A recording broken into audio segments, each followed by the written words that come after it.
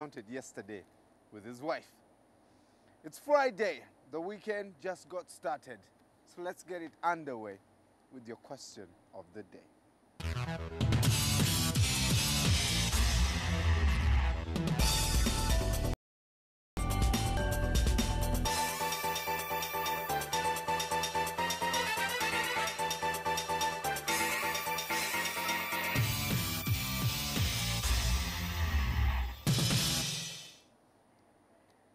That's a very simple question. This Friday morning, let's test your health knowledge. Feel free to go to our Facebook page, Morning at NTV. And of course, the first 5 respondents will each walk away with this beautiful mug from Morning at NTV. You can also go to our Facebook page, follow us and like that page. Invite your friends to like it too. The SMS platform is also available. That is 6565. My question today, this morning, before you head into the weekend, were you counted? These guys are doing a phenomenal job. They start the counting at 12 a.m. every day. Kudos. And Mabel is at the NTV studios at the International Conference Center. Mabel, you leave your home at 5 a.m. Did the census officials catch you this morning? You know what, Brian? I'm actually not sure. But then our government, it gives us a public holiday, don't you think?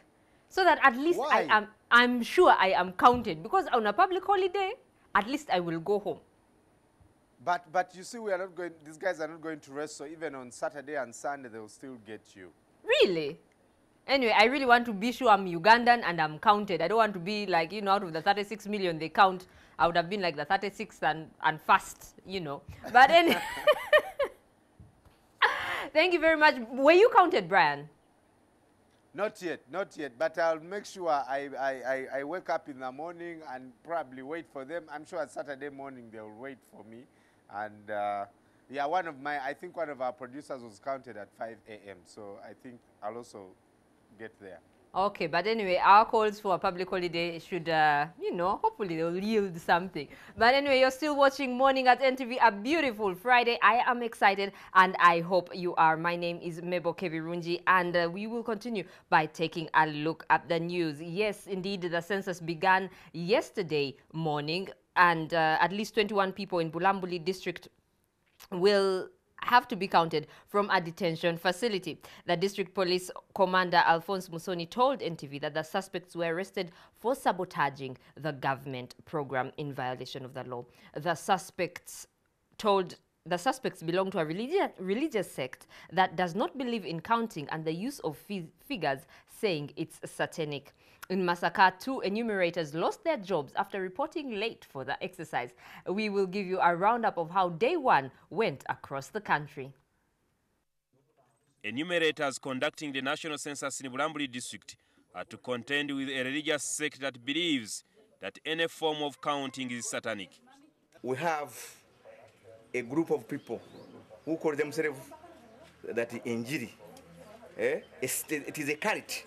And they are vowing never to do it. If it's to die, they are ready to die. On Wednesday, the Uganda Bureau of Statistics that is conducting the census warned that they would invoke Section 29 of the UBOS Act that provides a maximum sentence of 6 months in prison, a fine of 600,000 shillings or both. In the event that people refuse to give information, police swung into action and arrested 21 people who refused to be counted as the National Population and Housing Census kicked off early in the day. They were picked up from the sub-counties of Namisuni, Bulango, Masira, Risha, and Simo. The 16 men, 5 women, and 2 children were detained at Bulambuli Central Police Station. The sect members believe that if they are counted, the number 666 will display on them. We have identified some in Chisoro, some in Mubende, some in Iganga. This number is reportedly used to invoke Satan, but the government says the census is even. And I'd like to remind them that even when Jesus was being born, Mary and Joseph were on their way for a census. According to chapter 2 in the book of Luke, at the time Emperor Augustus ordered the census to be taken throughout the Roman Empire. In this first census, everyone went to register. Joseph, Jesus' earthly father, went from the town of Nazareth in Galilee, alongside Mary, the mother of Jesus, who was later to marry. And while they were in Bethlehem, she gave birth to Jesus in a manger.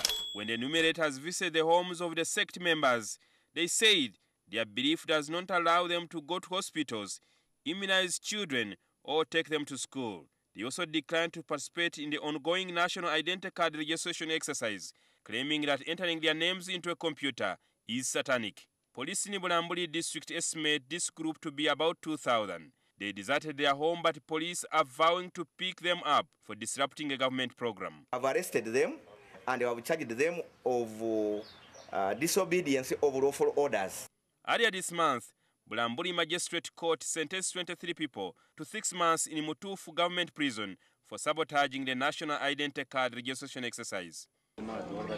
In Jinja, the census got a slight hitch due to language barrier and a few enumeration materials. Over 50 local leaders of Wankole sub-county boycotted the exercise, claiming that the 2,000 shillings they are to be paid to work with the enumerators is so little. Ife tituli kuikirizaganya na government kutuwa siringi 2,000 dakulya damusala yendiba dakulya dona tudimala. In Masaka municipality, 2 census enumerators were sacked for incompetence. Jenny Francis Nantongo, the supervisor at Kitovu Hospital, and Sandwa Namaga, enumerator at Market Triangle Zone in Nyendo, failed to show up in time. The police supervisor says the 2 also failed to pick up the materials as agreed. They were immediately repressed. The SPLM in opposition has said it will not accept to be part of a coalition interim government with President Salva Kiir. This comes barely after reports emerged that the 2 warring factions had accepted to form a power-sharing government within 45 days, where a coveted position of Prime Minister would be created for the armed faction of the SPLM in opposition. But a senior official of this faction, Nathaniel Oyet Pireni, told NTV from Nairobi that they can only share either the presidency or the vice presidency in the power-sharing government. Yeah, our position is that we don't need a creation of a new position of a prime minister. We need a president of the republic and then the position of vice president. These 2 positions will be shared between the 2 warring parties, and we cannot preempt who will take which position as of now. This should be negotiated by the 2 warring parties. It is not conflicting. We need a government where Salva Kiir is not the head, and Salva Kiir is not the only person who can take up the position of presidency or vice presidency. So we want a government where Salva Kiir is not the president, because he has lost his legitimacy. The emergence of cracks on the slopes of Mount Elgon has hastened the government's plan to relocate over 1,000 households. The Minister for Relief, Disaster Preparedness and Refugees, Hilary Onek, says that for now, an available 8 billion Uganda shillings will be used to resettle the people in the dangerous area on over 2,000 acres of land. But unlike in the past, when some were resettled far from homes in places like Kiriandongo, this time they will be moved within the Bugisu sub-region. The most vulnerable will be settled first in Bulambuli district. Florence Naliimba reports. The people being moved from their homes in the higher areas, which have over the years become deadly, will be relocated to the safer low-lying areas in Bugisu region starting this September. In Bundabutie, sub-county, Lower Bulambuli district, at a cost of 8 billion shillings, each of these households is earmarked to receive 2.5 acres of land. According to Rose Nyakabugu, the Acting Commissioner Disaster Preparedness and Management, the resettled people will also be offered a number of services like health, education, water, sanitation, roads and the like, security. Already, 4 cracks have appeared on the mountain in the past few days, and the Meteorological Department is predicting heavy rains. Ours is to discourage anybody from being around that crack as quickly as today, so that we can take them there somewhere fast as we even prepare. There's also fear that a landslide could occur. Mount Elgon area have been cleared of most of these vegetations, trees and so on, which used to hold the soil together, and also reduce the speed of flow of water when it rains. Agricultural practices on the land have to change to accommodate alternative crops that can hold the soil in place. In 2010, landslides in this region buried several homes and people, and over 10,000 others were displaced. The following year, another landslide killed 30 people in Seronko, and in June 2012, 8 people died and 30,000 were displaced. Some of these were resettled far away from home, in Kliandongo. The government says that as it receives more funds, they'll resettle more families. Government target is to acquire at least 12,500 acres of land to ultimately resettle up to 5,000 vulnerable households. The most affected districts are Bududa, Bulambuli, Manafwa and Seronko. Florence Alimba, NTV. Well, it's Friday, the 29th day of August. You're still watching Morning at NTV. We now cross over to the gentlemen Simon, Joel and Brian to find out what's making news in today's papers. Good morning, Simon. It's a Friday. I imagine there's lots of entertainment in Scoop, for instance. Well, of course, indeed, for my Friday bonanza, sharing with you what's on the headline of the different newspapers and a magazine that we have with us this morning. I will very specifically be holding on to the red paper very dearly because of reasons I will elucidate when we get back. But certainly, we are ready to share with you what's that's making it the headlines this wonderful Friday morning as we enter the second day of the national census and as we close on to the month of August.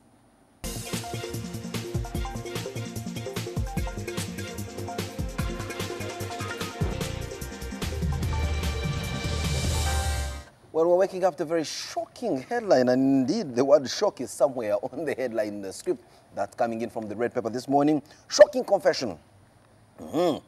Finance Ministry boss rapes 50 girls. And the kicker is sex maniac is addicted to Viagra and minors. Can you imagine waking up to such a headline on a Friday morning? This is what we're being treated to. Good morning, gentlemen. Good morning. Good You morning. look flabbergasted, to say the least, Mr. Mulondo. And when I look at the picture of this gentleman, I think NTV ran a story where two girls were accusing him of using them. He tells them he has jobs for them and then uses them. It was big people. He was a commissioner. But yes. Each time you see him, he always sounds tumultuous. I would not... he sounds what? Okay, he makes a lot of noise and tumultuous. So if they're talking about Viagra and what I imagine he probably uses a lot. But you've seen the guy making noise, Your Excellency, save me and stuff like that. I don't know. They say try to grab the magistrate that was presiding over. Was it female or male? Female, I understand. Hey. So this may have an iota of truth. I don't know. Well, of course, at the risk of being subjudicial, because this is a case before the courts of law, but we're waking up that headline in the red paper this morning. The red paper. It tells us that there are some broke, and I don't know why they use the word NRM bosses. When you talk about the NRM boss, I'm beginning to imagine Alhaji Musa Chigongo, Mike Mukula, the Right Honorable Speaker of Parliament, the Right Honorable Deputy Speaker of Parliament. They're probably talking about the NRM head of a parish somewhere in the Bupadengo. Masaka authorities are investigating several NRM youth accused of selling cows that were donated to them to boost their incomes. And the headline is NRM bosses. Now, really, let us not misuse these words. We know that if you have about 20,000 shillings and you buy 20 beers and you are sent by a red paper guy, you are called a tycoon. You are a boss. You know, but clearly, no. These are NRM youth who have sold off their cows. 16. No, they are not jobless. They were given 16 Frisian cows by the president to boost their income. And the characters decided to sell them for the price of a song. Actually, when you read the headline, you're thinking they went to Rachtura and stole cows from them. Broke and the process sell off Museveni cows. So you must have gone to Kisozi and parade buyers. Anyway, that is what you get treated to when you get yourself a copy of this newspaper. But what is interesting here is that we have the former president of Tanzania, according to the red paper here, Ali Hassan Mwinyi. You remember him? Yes. He's going to join us for the cancer run on Sunday. Are you participating in this run? Yes, I am. I'm part of the Rotary family, so by default I am. You can run now, eh? Don't you see that my stomach has reduced? You think I just go there and walk? A lot of your body parts are taking a diminishing turn. What's your problem? I hope that your brain remains intact. Now, it's only in Uganda where people drive to go and walk on a treadmill. I don't get that. So you drive from home to go to the gym and walk on the treadmill. Walk already now. But it's also fine. No, but you see, because you have no places to walk. I mean, these roads do not have sidewalks for the most part, where we pedestrians that love our lives could be walking. So what you do, you drive. Most people run badly. Most people run. I don't know if it makes sense with the traffic, but maybe you run towards the traffic. You run towards the traffic. You don't. I mean, if you have problems. If you visit Kololo Hill this evening, or even any other evening on a working day, you'll find that many guys are actually taking jogging or running very seriously. But if you look at the characters running up and down that hill, they obviously don't reside there. They have places where they reside, but they cannot jog there. You cannot jog in Mbuya. They look like they reside there. They're very nicely clad or that kind. Oh, so you mean they come on a border, get off at Kisementi? They say, we are going to run from Kisementi, you know. Yeah, but I like the fact that more people are getting, you know, they are more aware of their it seems like a cool thing. Some people tend to do it, you know, just to seem cool and you know, I don't know. Well, at the end of the day, you are going to reap the benefits of actual fitness. Why not? I mean, we should enjoy what we do. Doesn't it feel cool sitting here and, you know, just sharing what's happening on the headlines of newspapers and all that? But at the end of the day, someone gets the message out there. So we must be like a Nokia phone, and I'm not trying to make an advert for them. You must be fun outside and serious inside. But you don't hold a Nokia phone. You have Simanya, Samsung, Story. No, I hold a Nokia. The oil Nokia. Yeah, some women should stop walking. They should instead start power walking. And those are two different things. But you find them with their earphones, they are walking. But why not? No wonder the results show that really there's nothing. They probably there's no change. You have to power walk. Power walk. Well, where can I find myself a ticket to participate in this cancer run? Because I feel like taking a jog on Sunday. I want to do this in under 45 minutes. Can he pay you? You want me to be like Lokodo?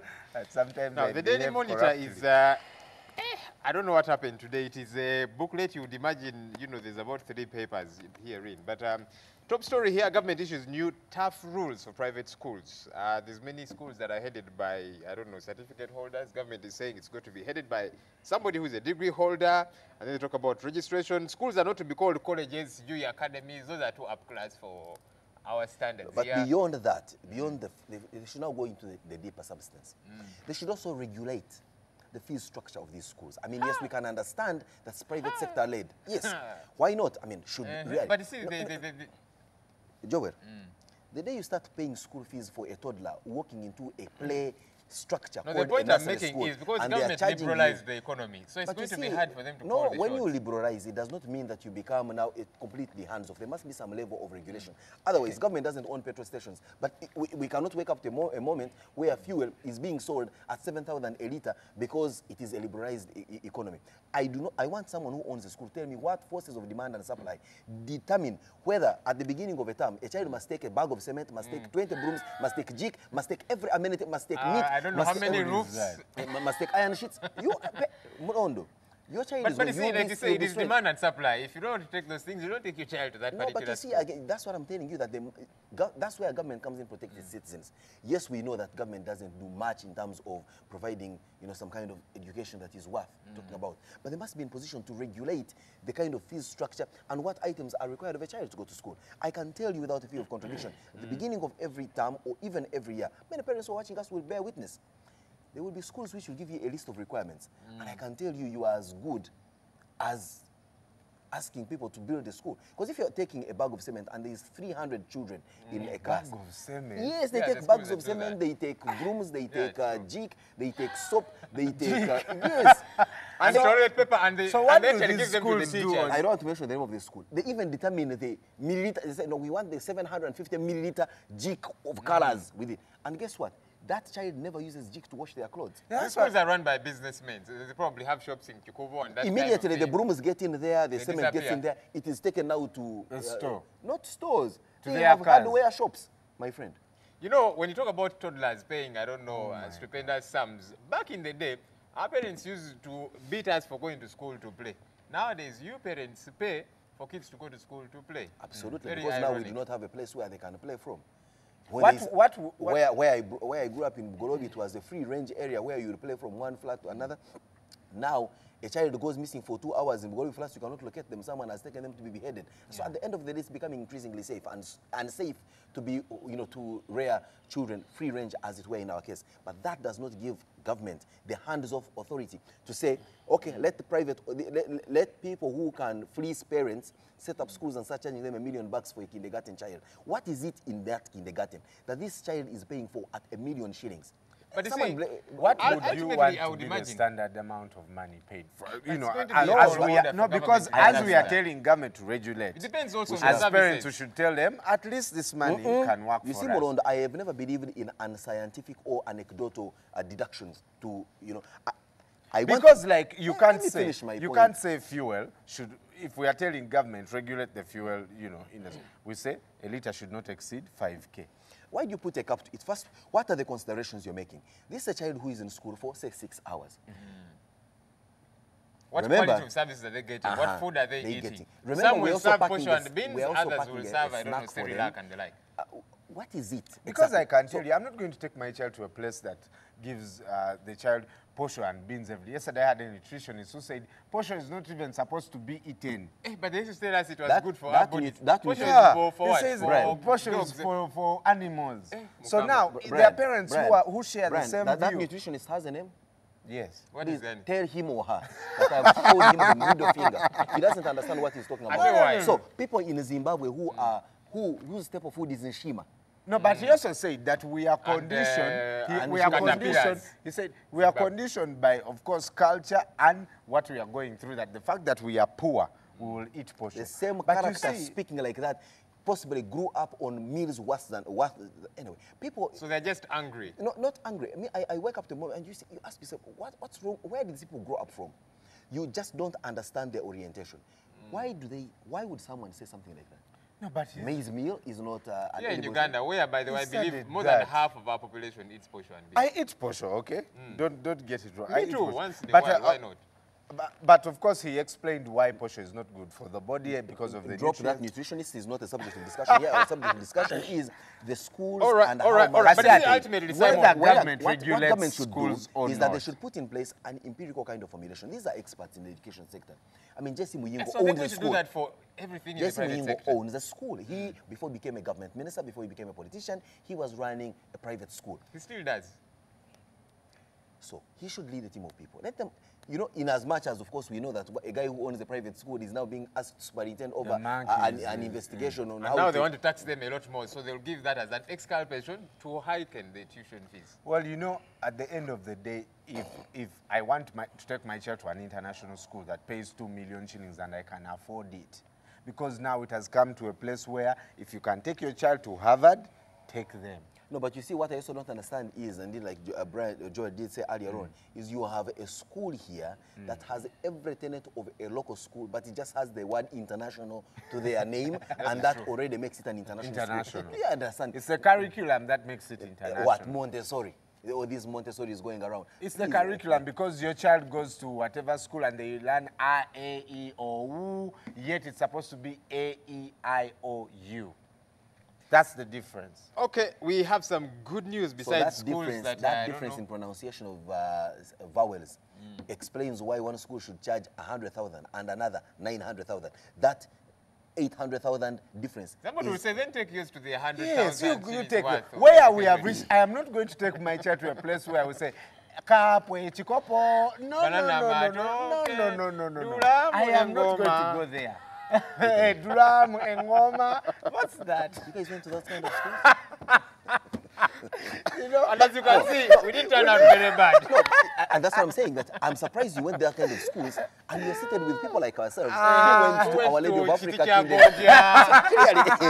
I'm impressed. You see? You guys have, so what happened? You guys have surmounted very many bottlenecks. Looking at the Independent this morning, on this wonderful chit-chatty Friday morning, we are waking up to an interesting headline here in the Independent. The monster of tribalism. That the West The Central is dominating juicy public jobs. That's a kicker. Jitters over tribalism linger as Museveni caps 28 years in power. What? News story? I mean, same old, same old, same old. For the Banyakore, they'll say because they're in power. For the Baganda, they'll say, look, everything that is happening, it is either happening here or nowhere else in Buganda. So what and the Bachiga? And the Bachiga, but interestingly, Bachiga, we are beginning to see them become a formidable force. Banyachigezi and the Basoga.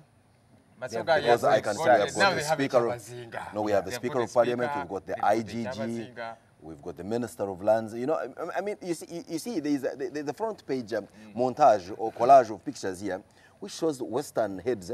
There's a president, there's a Mama, there's Mutebire, there's Kajina, there's whatever.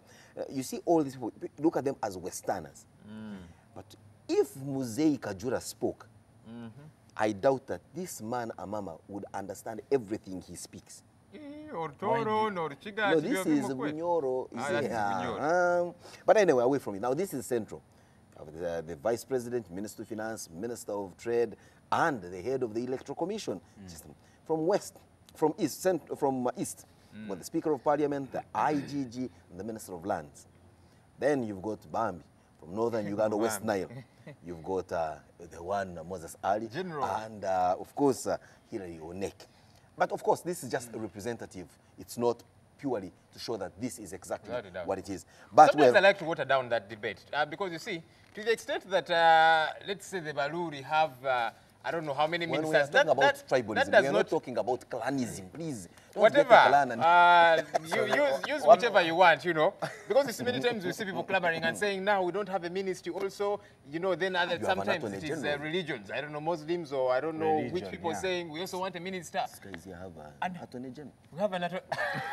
Have a vice chancellor at Mukono University. And I kept thinking, wait a minute, of what essence is a ministry to the rest of us? Ultimately, you're ameliorating one person, you know. So this whole clamor of let's also have more people representing us there as ministers, and so what? Why this kicker comes in of jitters over tribalism linger as President Museveni caps 28 years in power? Do you actually think that this tribalistic division of the national cake is by design, by default, or it is a mere accidental occurrence? Maybe a little bit of all. I want to believe that it is a well-calculated move that plays within the grand scheme of things of the what's the word I use? This word that you normally throw around. Patronage. Yes, the patronage system of President Museveni, where he thinks he will get an elite from Bururi, give them a juicy. And all the Baruri get excited, they think their lives have been bettered. Nonsense. Do you have an idea how Bachiga feel when they see one of their own waking up in the morning on NTV and sharing with them? And they still go to bed without food, they don't know what tomorrow is like, but they're excited that they have one of their own up there. And we are well balanced with gender. I mean, Mabel will tell you that she is the S Bachiga woman. But first wait, and this guy is about to, we have two Bachiga on the set. Yes. And you... We have actually one Muganda, we have one Muluri, we have one Musoga. Yes. This is tribalist. Absolutely. No, but you talked about well calculated, and I've told some of my friends that you see, whether it's well calculated, whether it is an accident. For example, I don't think it's an accident. People from the West have gone back to school and studied. Okay, if you look at the most of our generals, they studied law or studying law.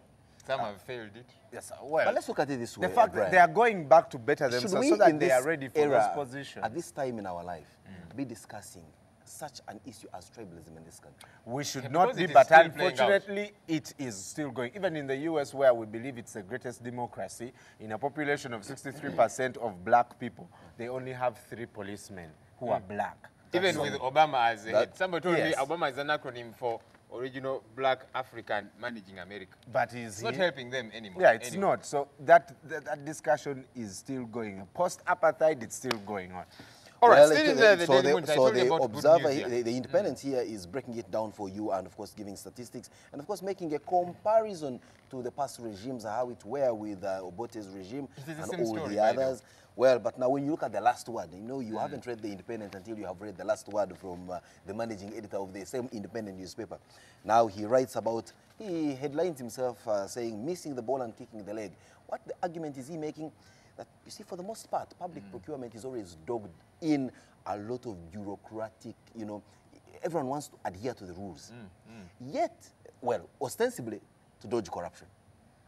It actually breeds a lot more corruption. Absolutely. And then he says one needs to be pragmatic. And yes, rules are there, they're important. But there will be certain instances that you may need to break the rules so that at the end of the day, you get the result. Now, I know you are a bureaucratic freak. No, not a bureaucratic freak. I'm a regulation freak. So if the rules are not working, change them. Regulation alter and them and make them better.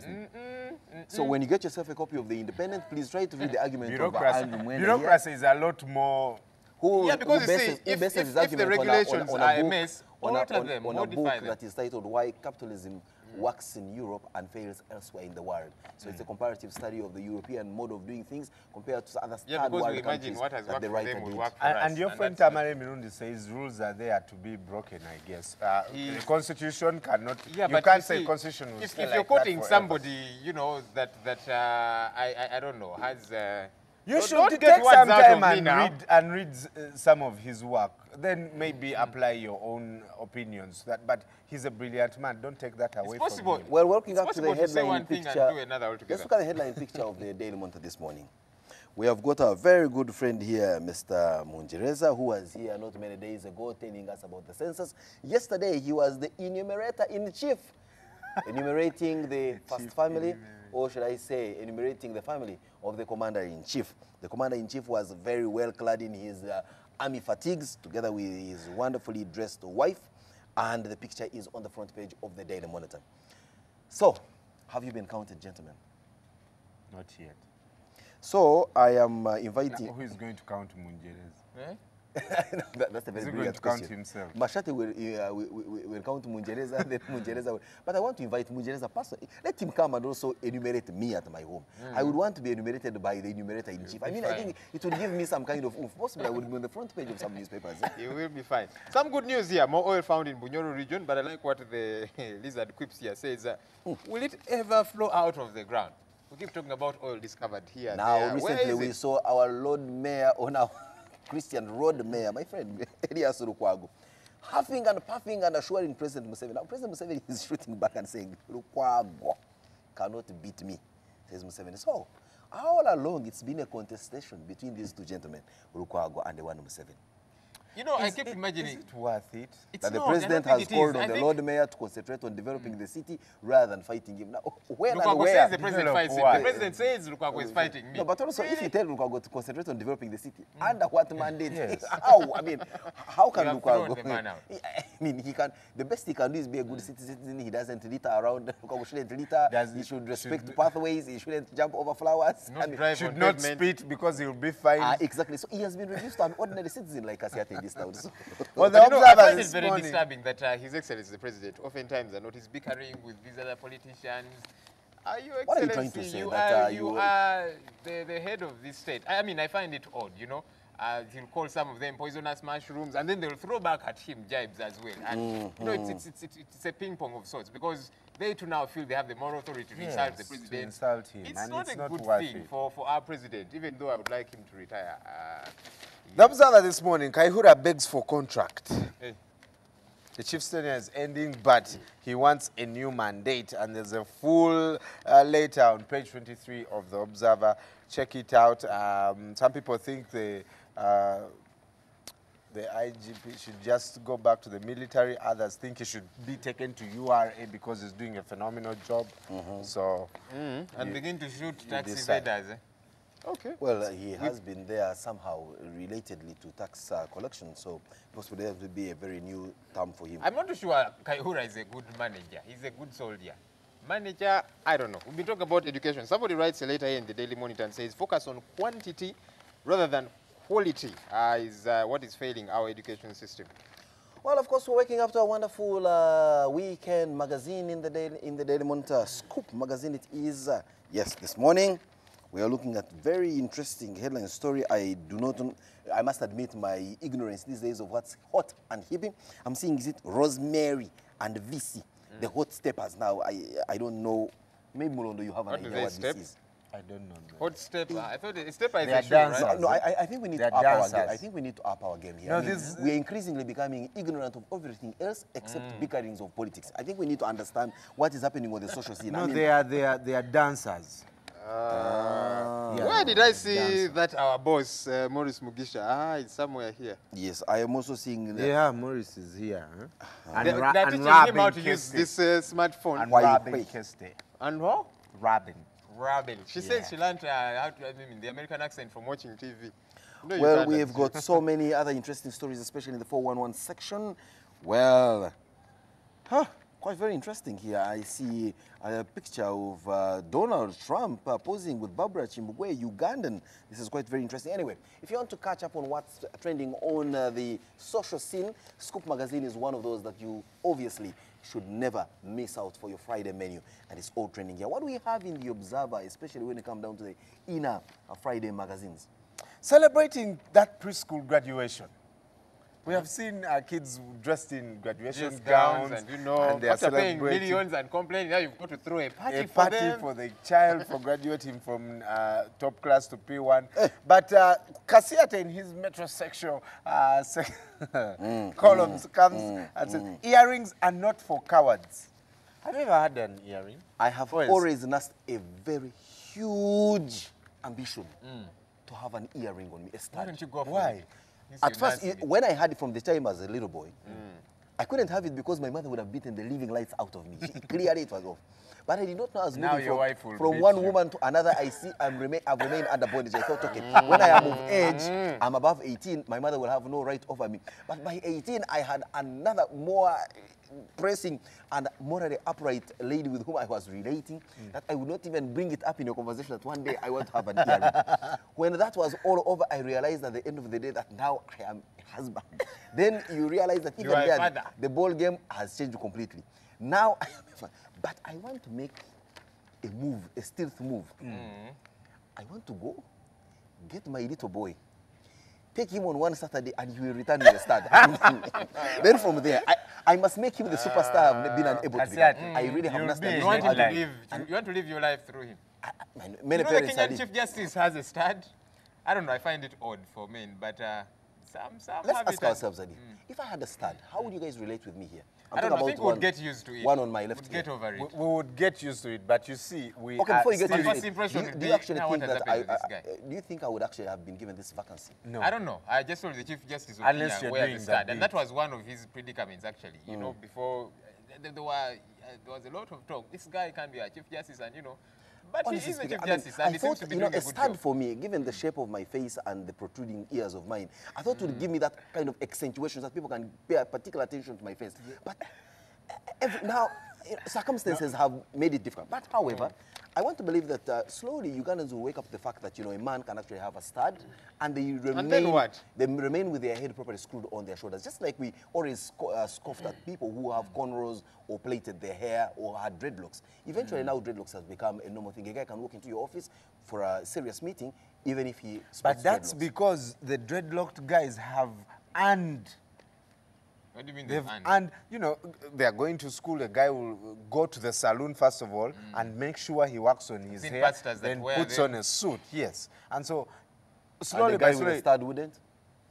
But you see, many times I have think to the earn it, motive is Simon. what matters. What is your motive for doing whatever it is you're doing? There are times we actually do good things, but with the wrong motive. and we have a stereotype that if you wear a stud, you're playing for the other team. So Well, Which no, team is that one? Mabel, soon you will be introducing a drop-dead handsome man to your family as a husband. If he showed up with a stud, how would it feel for you? Would the Bachika scamper for dear life, or would they welcome him into the brood? What do you think about men wearing studs on this Why you would wonderful wear longer Friday morning? But I must also say, you have a tremendous set of earrings. Thank you very much, Simon. Indeed, if he did show up with a stud, yes, those Bachiga would definitely have questions about him and wonder if he's actually a serious guy. It's unfortunate sometimes, just as Joel was saying, you know, you get used to the person, and sometimes if you meet the person and get to know them, you realize it's just, you know, it's just a piece of jewelry. I did, however, meet a friend of mine, I'm sure Brian knows him, and he had actually just pricked his earrings. He's about he's about 30, and I thought, is this guy for real? It's something you do when you're 18 or 20, not when you're 30. But moving on to what's making news in the press, we'll start with the BBC page. Obama blames Russia for the violence in Ukraine.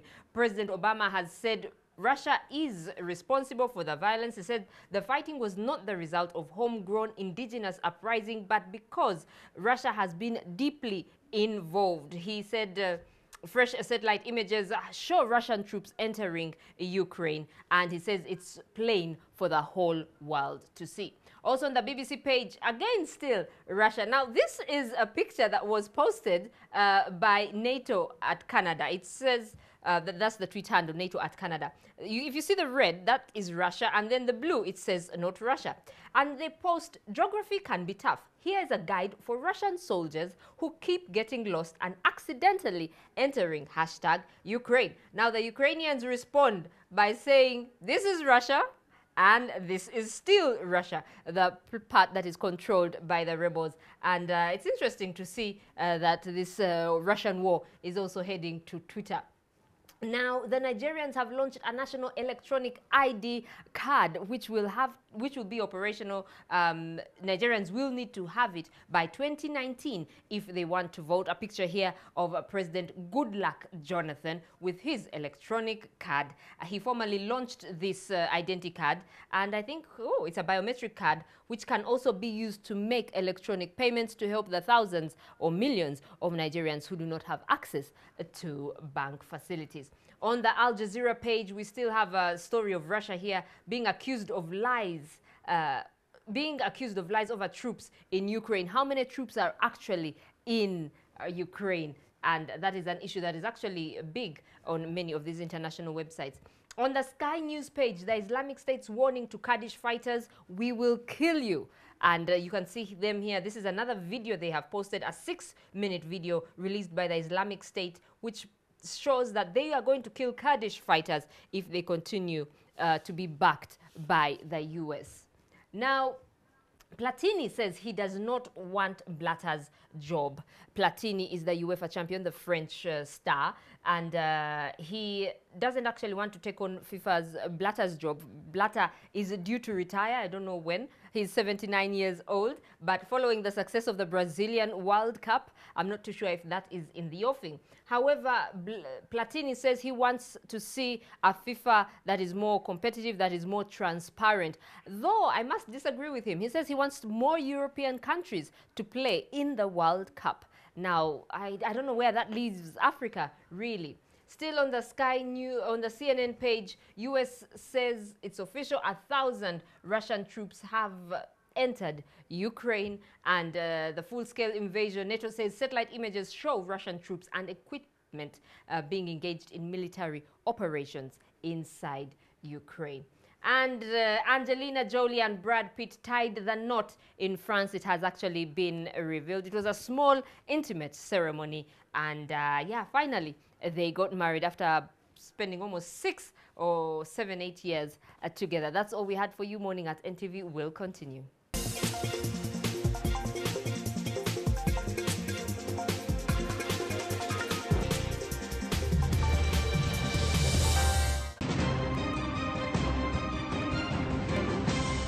You're watching Morning at NTV with Simon Kasiate, Mabel Kebirunji, and Brian Molondo. Hello, is this Munji? Yo, this is Munji. I am feeling your new Virgin Jam right now. It is off the hook. Thanks, man. I'm also feeling you. Seducer. Make a call for whatever reason. Call someone, call anyone, and change your life. Make a call and you could win 100 million shillings, a car, or a smartphone with free data for a year. Plus, win 2 free minutes every day. Airtel. Together we can. To enhance your enjoyment, NTV has brought you an exciting soap. Hey, somebody stop that guy. He took my purse. Bloody Indians. Sorry, ma'am. I am sure there are thieves in your country too, but we Indians never abuse. Made for Each Other will be airing every weekday at 6:30 p.m., while Scandal moves to 4:30 p.m. So sit back, relax, and enjoy your favorite TV channel. NTV, turning on your world.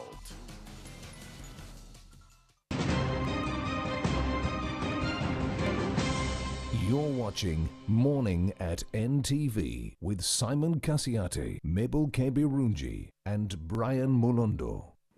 Welcome back. You're watching Morning at NTV, coming to you live here from the heart of Kampala, and we are at the Kampala Serena Hotel. Over now to the rooftop of the hotel where Simon is standing by for today's big story. Hello, Simon, once again. Yes, good morning, Mabel. On the 29th day of August 2014, we have an interesting big story that makes it, of course, for our Friday chit-chat. This morning, of course, we'll be having different discussions on different topics, but of course with a more interesting guest. This morning, we will find out, at least for once, what it feels like to get guests on a show like this one, which many have dubbed the SMS of TV. We'll be right back.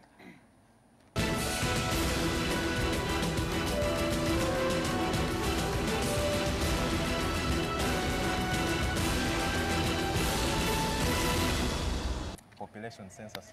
Good morning once again. Thanks for joining us on this edition of Morning at NTV's Big Story. My name is Simon Kasiate. I'm joined by, of course, my usual compatriot in this whole business, Joel Senyonyi, and we've got an interesting guest joining us, a scones between the two of us. And this is our own producer, Walter. What's your other name? Mwesije. Very good, Walter Mwesije. Walter Mwesije is the guy that is responsible for bringing guests on this particular show. He's the guy that will make the phone calls, he's the guy that will put up together all the scripting, and he's the guy that will ensure that this show runs spick and span.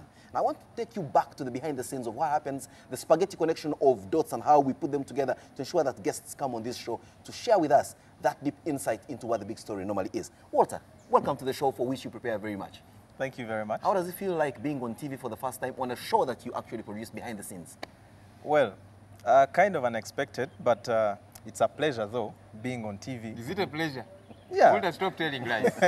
No, it can't be lies. It's actually a pleasure being on TV. We're happy to have you. Yeah. Is that the kind of reaction you get when you call up people and say, good morning or good afternoon, my name is Walter Mwesije from NTV's Morning at NTV, Big Story. We'd love you to come around and explain a few things here and there. What kind of reaction normally do you get when you place that phone call? Well, actually, the reaction is different depending on who am I talking to. If it's a politician, they're like, wow! Yeah. If they are politicians, if it's a political topic in his favor, he'll be here by 5:30. To be on set at 7:30. Yes, to be on set at 7:30. But if it's a political topic, yeah, out of their favor. Out of their favor.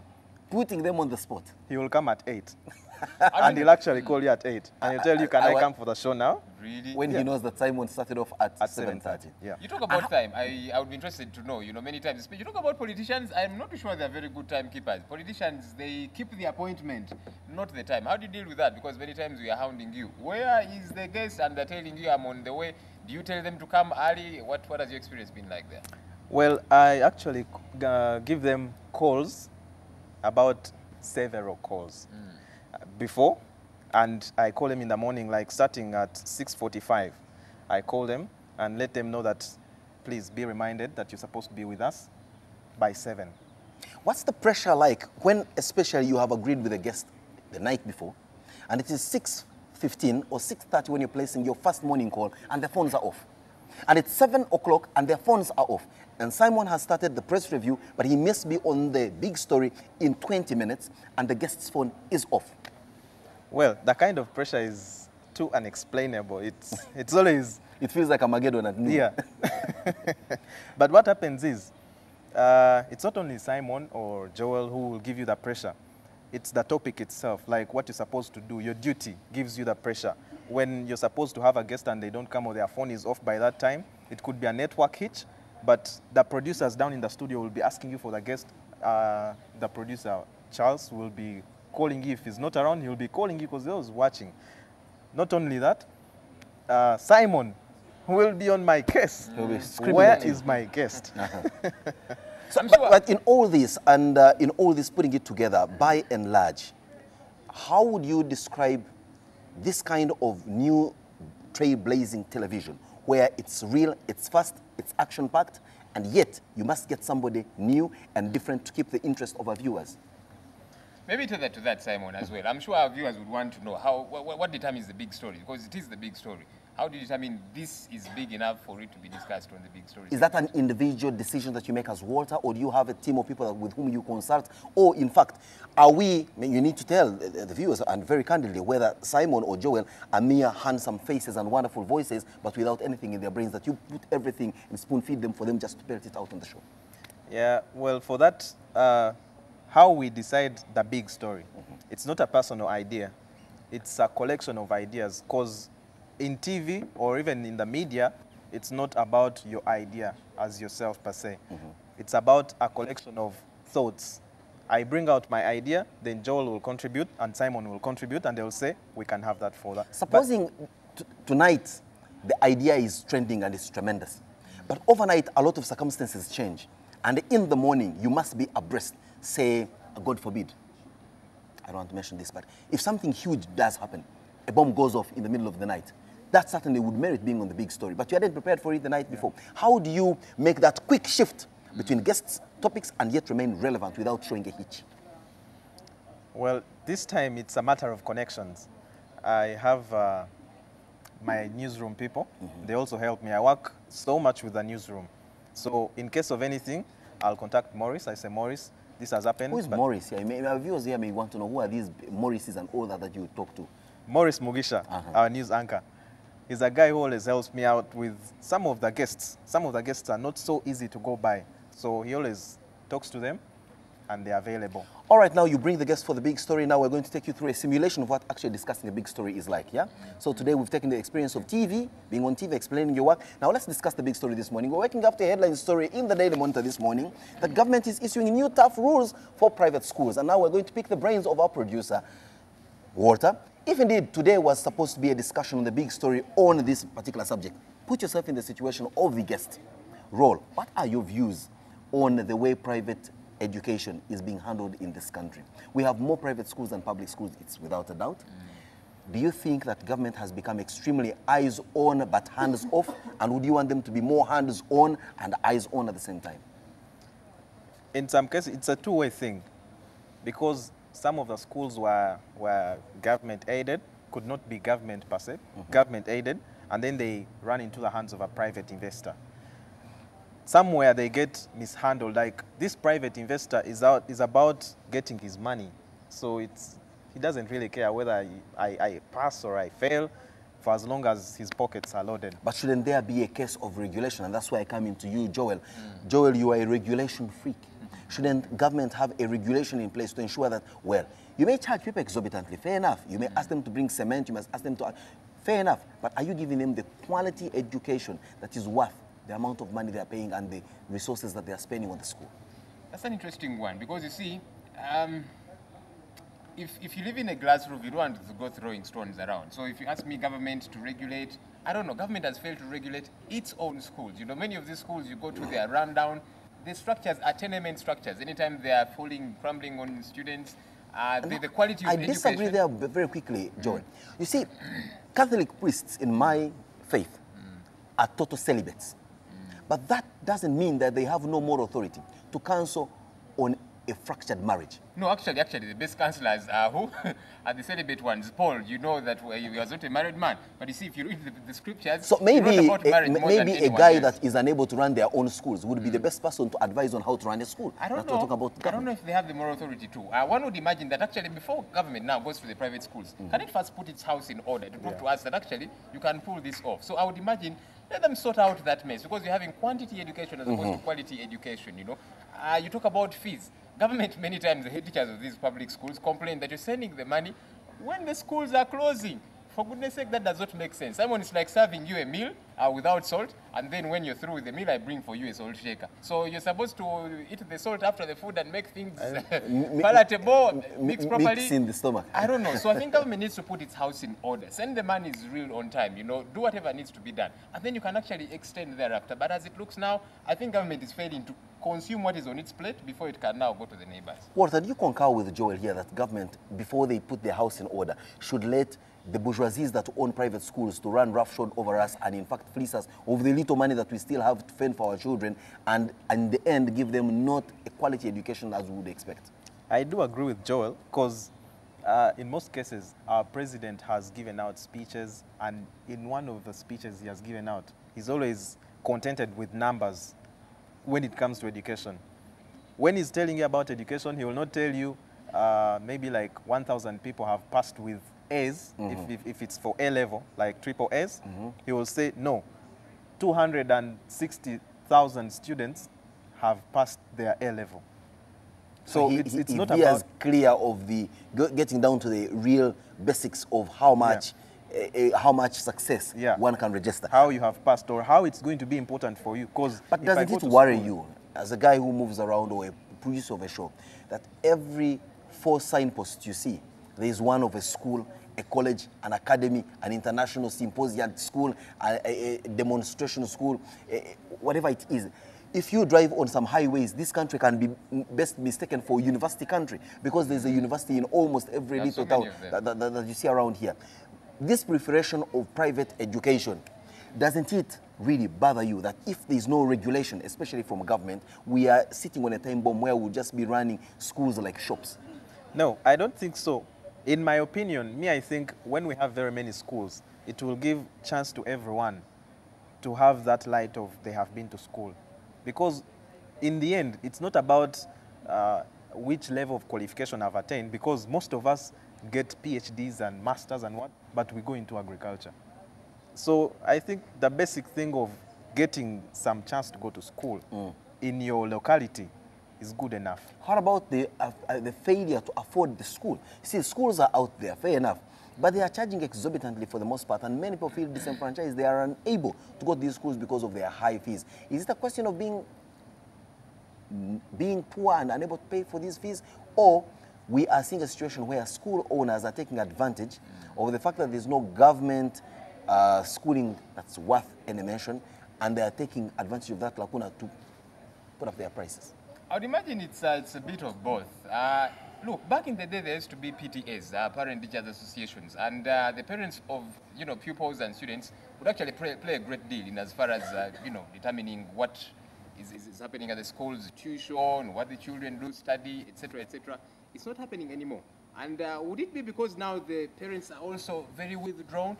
They're busy out there looking for school fees. They call them for school meetings. They do not show up. Some of them actually send maids to go and represent them, So at the end of the day, you'd think maybe parents are also withdrawn and they should be blamed. Otherwise, if they would be attending these meetings, if they would be very much involved, they would raise these issues and say, look, we are paying 2 million shillings per term.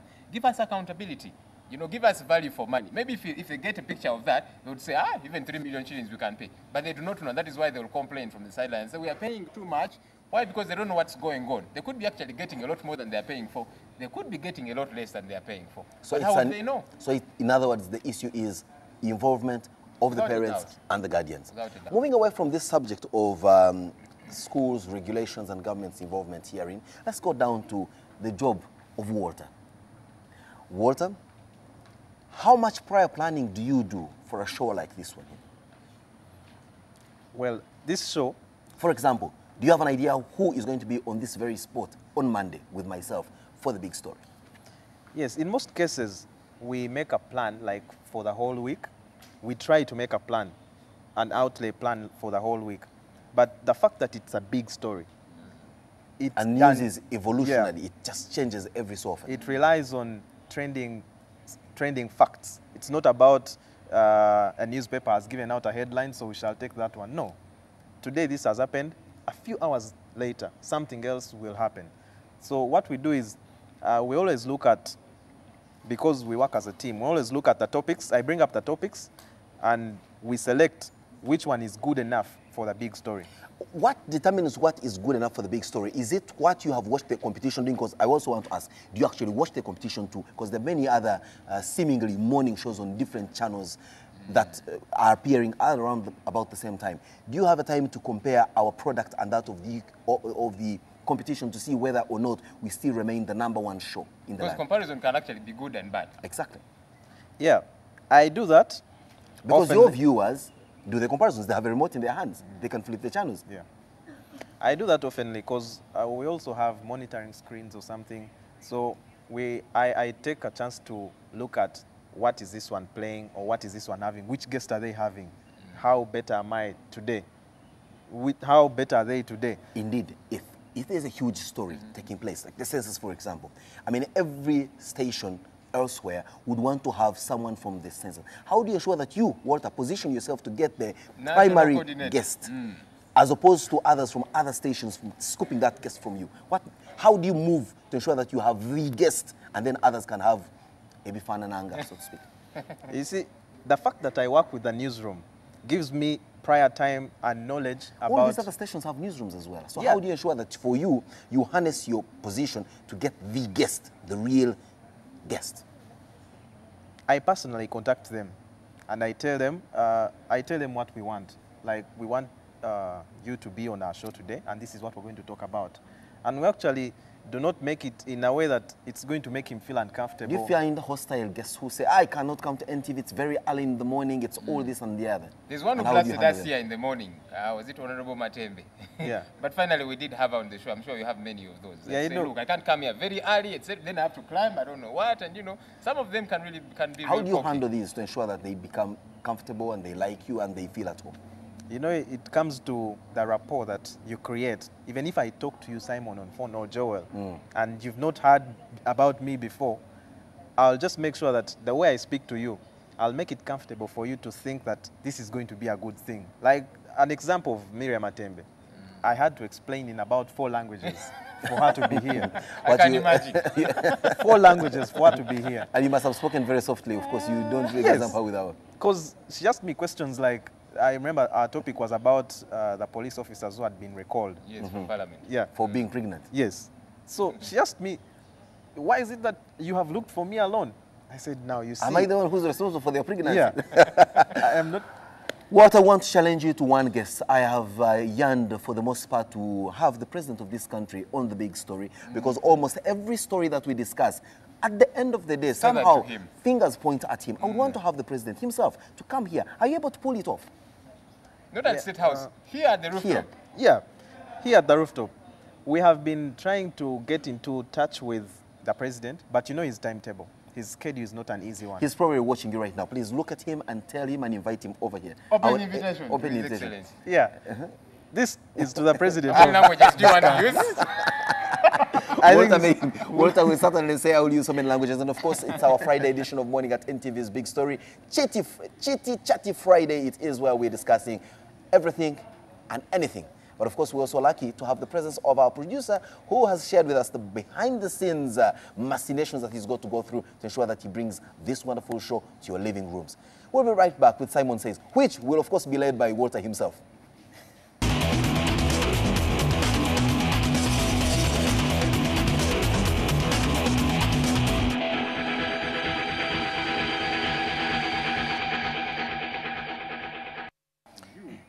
Welcome back. It's the 29th day of August 2014. We are closing into the month of August, the 2nd day of the census. I hope that you'll use this weekend to welcome and, of course, speak to the enumerators, the truth and nothing but the truth, and all the truth about the questions that they will be asking us.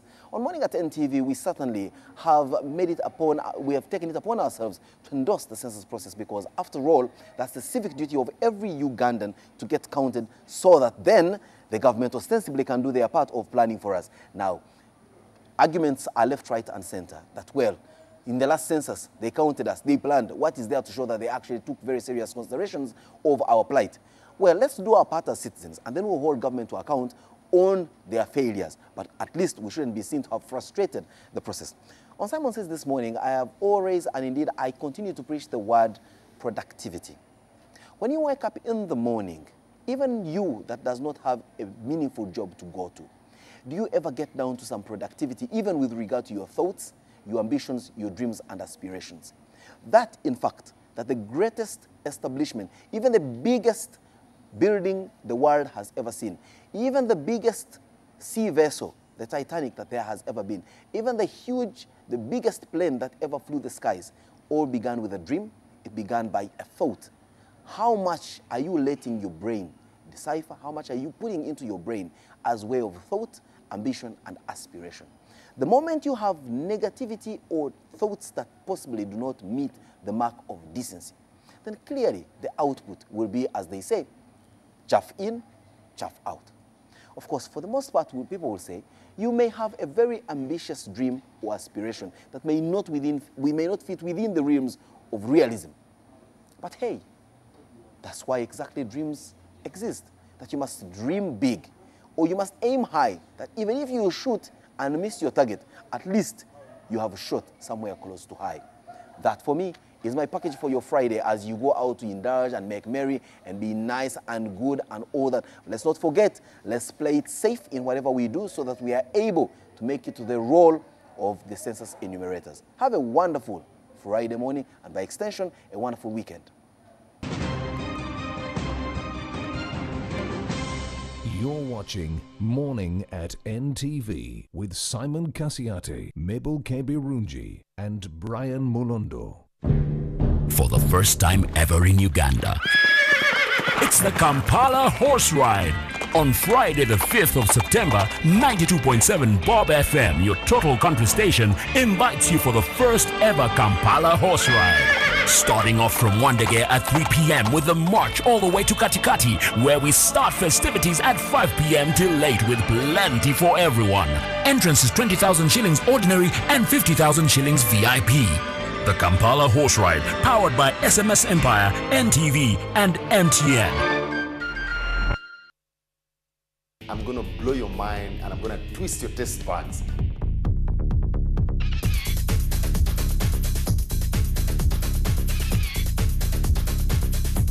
The flavors are already coming together. I can feel them. Very lovely, very appetizing, very healthy.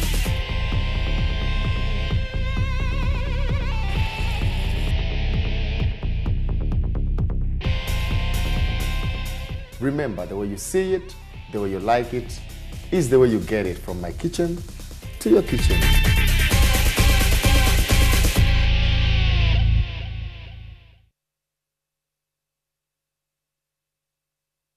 We transact every day, and for centuries, currencies have changed hands.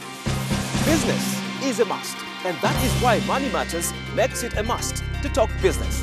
It's the biggest market out in Uganda because of East African connections and business. From farming to business trading, we give you all the angles. When you're harvesting, that one is the most important part, which we have to be there. We'll bring you all the details that doing business has to offer. Thoughts of the business leaders in the market. The airline industry doesn't operate like any other industry, where you go in and buy a shirt and this shirt is 20 shillings today, it will be 20 shillings tomorrow, 20 shillings. The analysis of the costs and the income in the industries. From wherever we are, we talk business, and at Money Matters, where money indeed matters. Business is a must. So, don't miss talking business with us every Thursday only on NTV.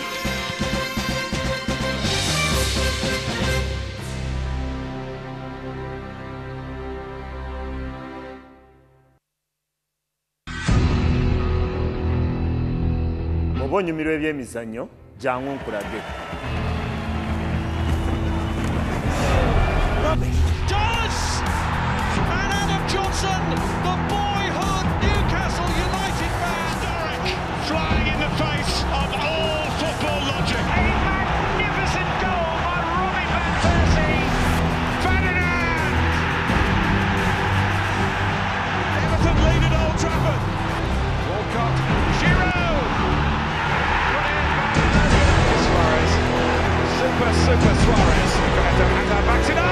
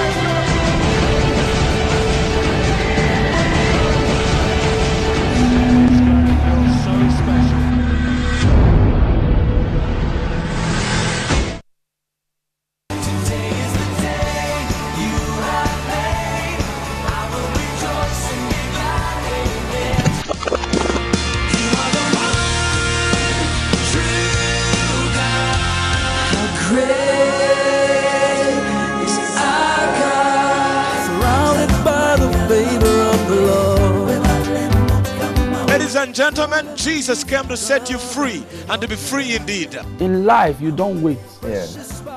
There are certain times where you wait for certain decisions, but when it comes to taking action and choices, you have to move. Jesus Christ found me, and he actually asked me a question, whether I wanted to live or to die. Every day of my life was struggling. It's just that God has given me this kind of hope. GXP every Sunday only on NTV, your official inspiration station.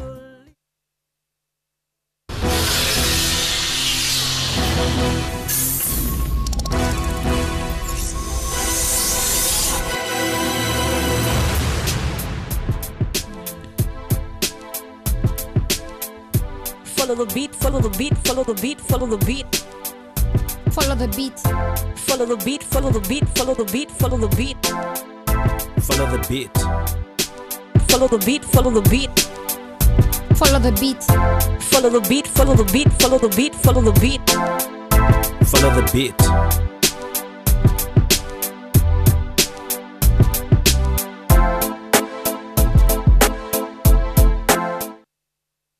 Hey there, Mr. Krabs! Are you ready to party? I like to move it, move it. I like to move it, move it. I like to move it, move it. You like to move it, move it. Wow!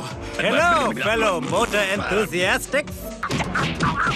Oh, Mr. Krabs! Isn't there any way for us to return all of them back to normal? Hey! How'd he do that? The Red Ranger's a bigger problem than I thought! It's time to finish this thing up! What can I do to make them love me again? What are you drawing, Kitty? Mega Rangers?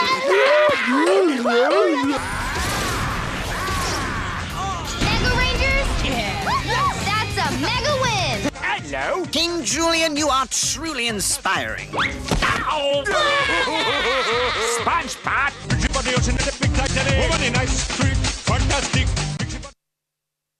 On the next episode, brought to you by At Orange, we know you want to do more on the internet. That's why we bring you happy hour day and night. On the next episode of It is very pretty. Did your wife choose it for you? How would I know? I can't believe you did not talk to her. I'm sure you at least asked her. I'm sure you will fall in love with it. You won't get this pattern. Just a second. You won't get this pattern in the entire city. Meenakshi, Yeah. I have written Suraj's name. What is his wife's name? Sandhya? Oh, Sandhya.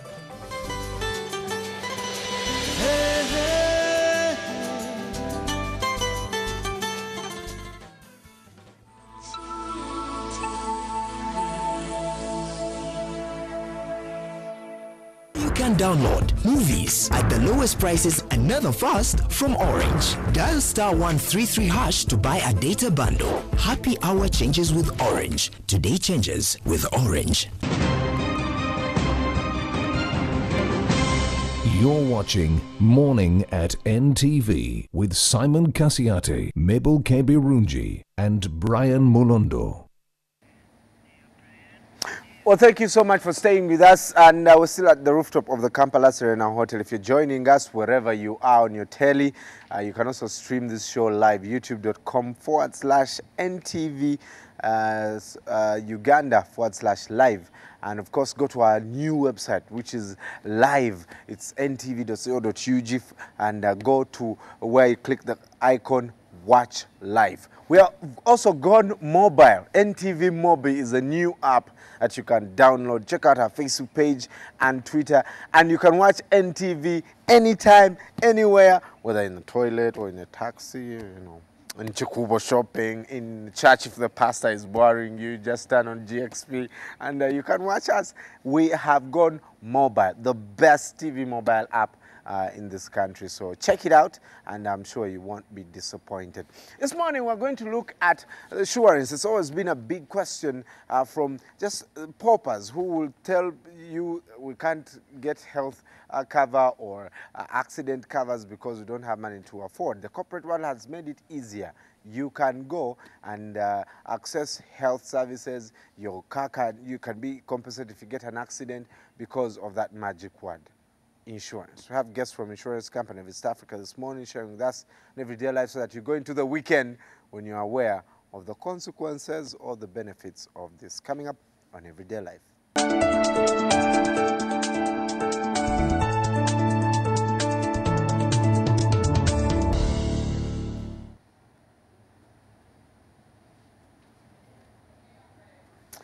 Well, I have guests this morning, Florence Nabachibi. Is that the correct pronunciation? Yes, Brian. Florence Nabachibi and Joseph Ruanga from insurance. What do you do at ICA? At ICA, I'm an assistant manager in life and pensions. I actually oversee the group business operations. Wow, hey, you're a boss, eh? Nice. Joseph. Yeah, Joseph Ruanga. Thank you, Brian. I'm an assistant underwriter, insurance company in East Africa, and I deal basically with the broker side. What do underwriters do? They assess and quantify risk. You know, insurance, before we take on any risk, we need to be sure that we can actually insure it. So you guys are like the people in the loan section of a bank. You can say this guy is creditworthy. This one, yes. Okay. That kind of thing, yes. So I need to be your friend. You should. Well, I'll start with you, Joseph. Yes. And you know, just a couple of days ago, a friend of mine got an accident. And sorry I know about that. insurance is going to be a pain, compensating. And we've talked about companies that will not send someone to inspect the car. If your car's been vandalized, they will not, it will take ages to get your mirrors back. Yet you did a comprehensive cover. But for you guys, what is this thing that you call group the personal accident cover? What's that about? Oh, thank you, Brian. Now, you realize that most corporate companies tend to take on GPA, the way we call it, group personal accident. But it's a cover that protects the employees of an organization, and then it extends to their family members as well, against accident, death, anything related to that. Right. Yes. It covers even your relatives. Yeah, your relatives as well. So how do I do that? Do I write when I'm signing up for? Does it take one person, or we come together, the three of us, and we get a name and we say, Chana Mkaka Group, insure us? Not really. Yeah, it depends. Do you do something? Because basically it will be appropriate for an organization that employs people, because you realize lately, human capital is the biggest asset that any company can have. So for as long as you employ people, it will be better to have them insured under the GPA cover. And the good part of it is that you're assured that your people will be covered regardless of whether they are home or on their way to work or at work. Yeah, because I was going to ask you, what are the benefits? Because, if, for example, I got an injury, I'll just go to a clinic, 2K, that's it. 2K?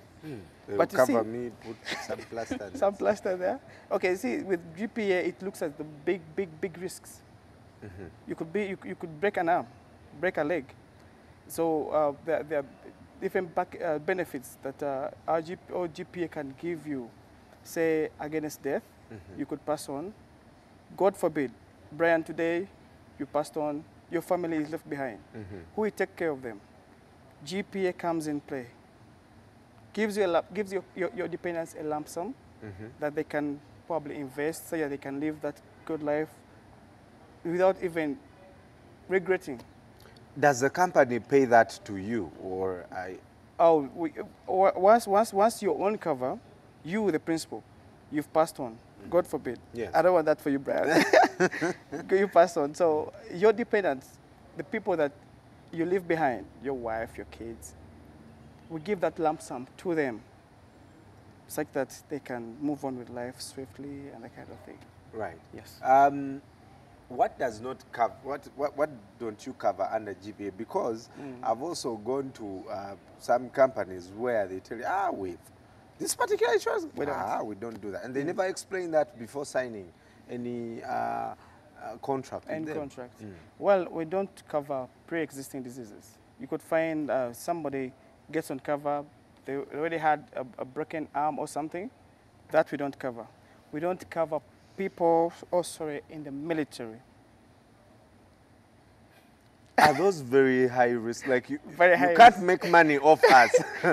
you can never tell. Anytime they're deployed anywhere, and you know, with the army, you could take into all the weirdest and baddest areas in the world. So we don't touch. It's very high risk. Yes, high risk. Okay. Then we also don't touch people, I would say,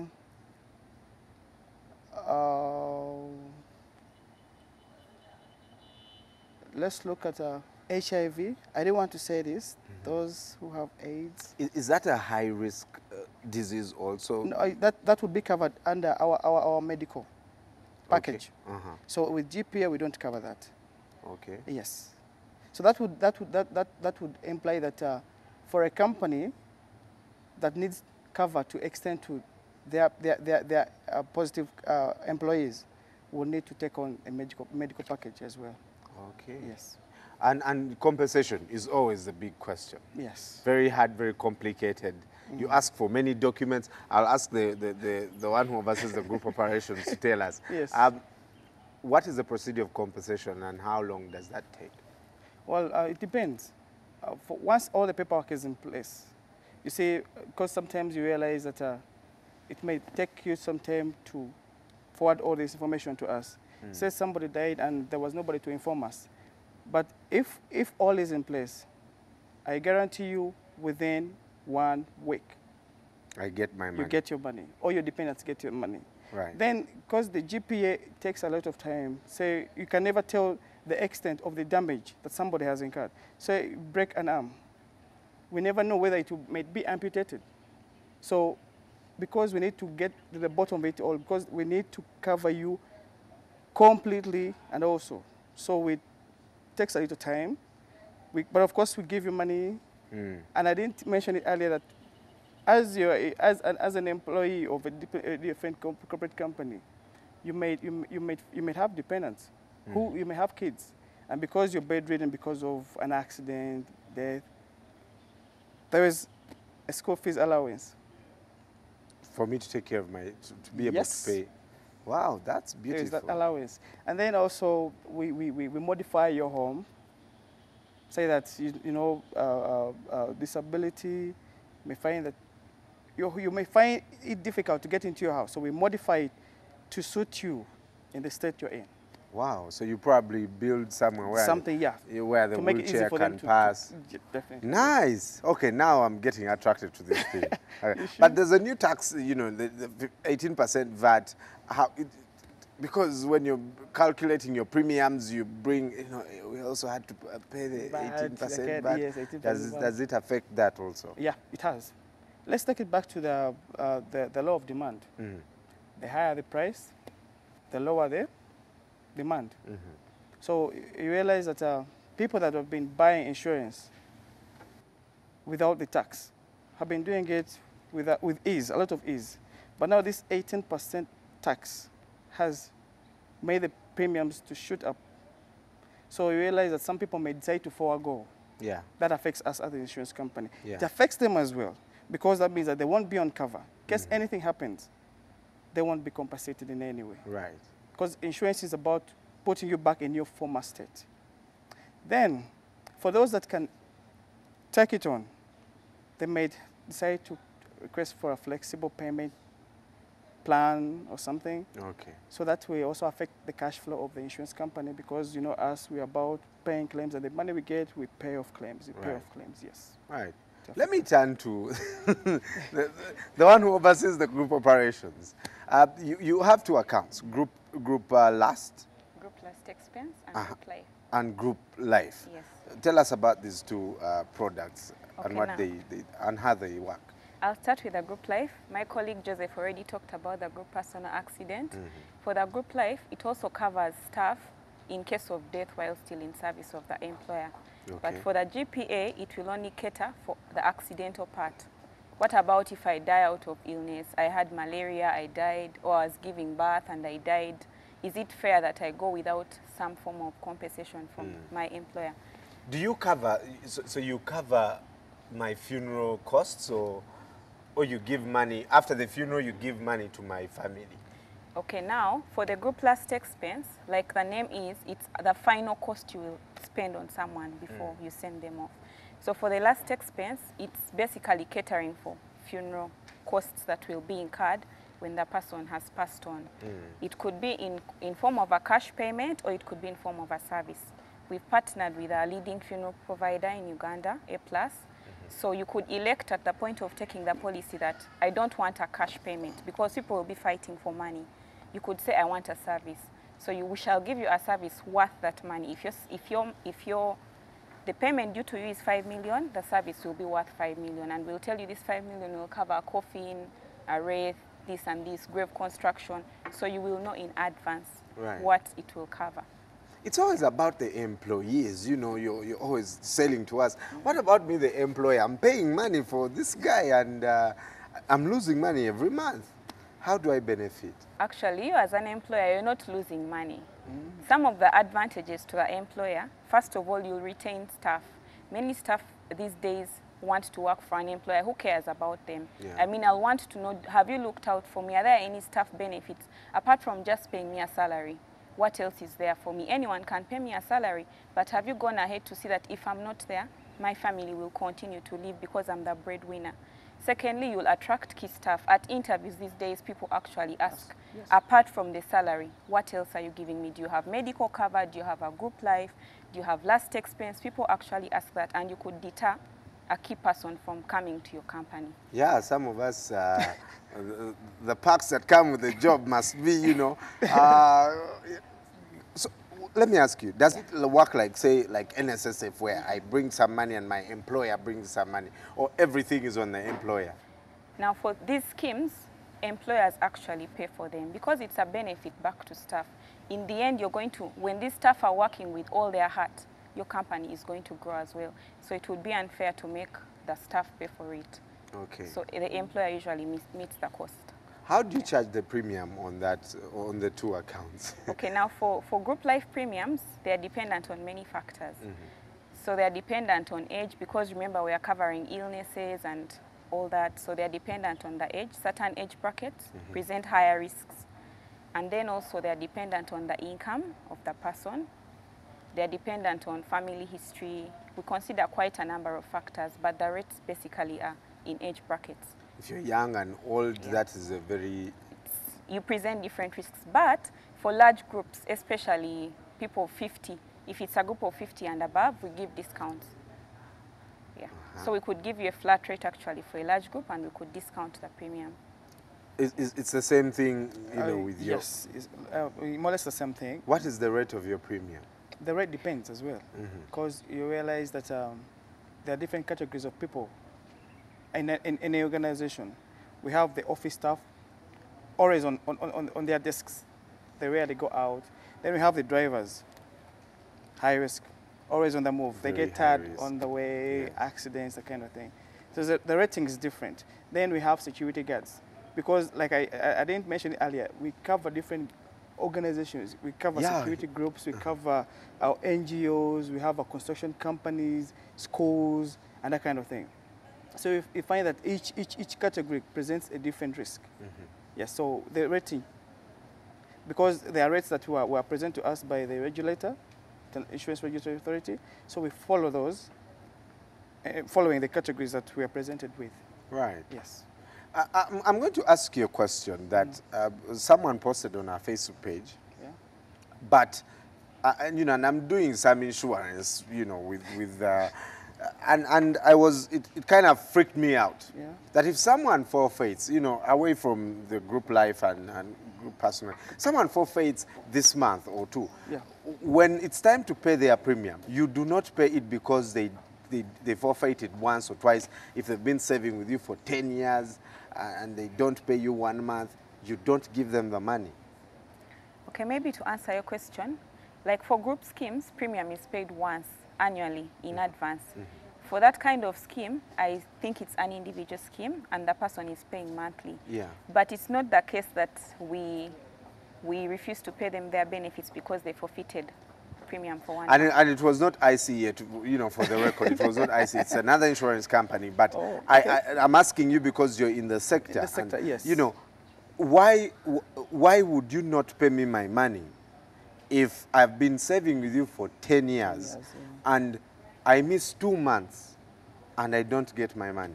It sounds that's daylight robbery, actually. True. Well, I think she's in a better position to answer that when it comes to life. Okay, I don't know the context of that person's issue, but there is no case where someone will actually pay premium for 10 years and just keep 2 months and then they are not paid their benefits. For individual life policies, we have what we call a period before which the policy has not acquired a paid-up value, and that's before 3 years. So before 3 years, you have not acquired a paid-up value. Right. So that means if you miss premiums before the 3 years end, and then maybe something happens to you, and your policy is in a lapsed state, and a lapsed state comes up when you've missed 3 or more. So we can't refuse after just 1 premium or 2. It's 3 or more, and usually we communicate to the client, please pay up your premiums, your policy is in a lapsed state. Now, after the 3 years, if you've consecutively been paying, it becomes a paid-up. Meaning, if you skip any premiums, we shall pay the benefits due to you less the arrears. Wow. Yeah, that's the case. My advice to you is make sure when you go, you know, to start these insurance plans, you talk and ask all the questions. Sure. You know, of course, it's a business. They have to get their interest and profit, but at the end of the day, they are not going to do a lot if you have not exhausted. Because, you know, I was quite shocked. I was very sad for them, and I kind of understand where the insurance company is coming from. You know, because we do not read, we just want the thing to start with sign on the dotted line. Yeah. So be very, very careful. Florence Nabachibi this morning and Joseph Ruanga joining us. Thank you so much. It's a pleasure. Very good, huge pleasure. And we'll take a breather. When we come back, we'll be talking sport with Brian Tuka and Mabel. Stay with us. You're watching Morning at NTV with Simon Kasiate, Mabel Kebirunji, and Brian Mulondo. Hello, is this Munji? Yo, this is Munji. I am feeling your new Virgin Jam right now. It is off the hook. Thanks, man. I'm also feeling you. Seducer. Make a call for whatever reason. Call someone, call anyone, and change your life. Make a call and you could win 100 million shillings, a car, or a smartphone with free data for a year. Plus, win 2 free minutes every day. Airtel. Together we can.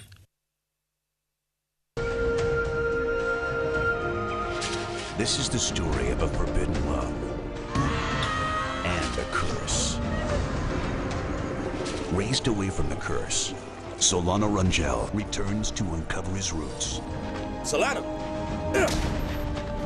Those lands are mine. They're mine. I want those papers here. Look, in my hand. I hope he goes from the hospital to his grave. The big ones. I'm right here. Come on. What? Dad, please stop it. Solano! He is a brave and strong man, but he couldn't resist Estella's charms. A beautiful, mysterious woman who fights over Solano's love with Manuela, daughter of powerful Max Martinez. No hard feelings, but Solano and I will get married. Congrats. But she keeps a secret in the past. I don't want to be present. I don't want to be here when it takes place. Solano! The curse will be fulfilled. Her real name is Estrella Caru. And her destiny is to fulfill the curse. Destiny River.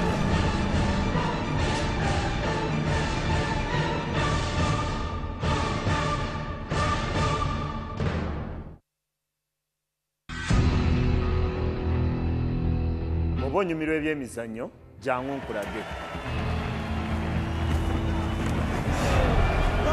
Does! And Adam Johnson, the boyhood Newcastle United man, Derek, flying in the face of all football logic. A magnificent goal by Robin van Persie.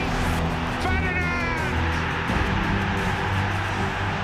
Everton lead at Old Trafford. Walcott, Giroud. Brilliant. super Suarez. Hazard backs it up and cracks it in. Checo finds the net in spectacular style. Penalty for Borussia Dortmund. And he scores.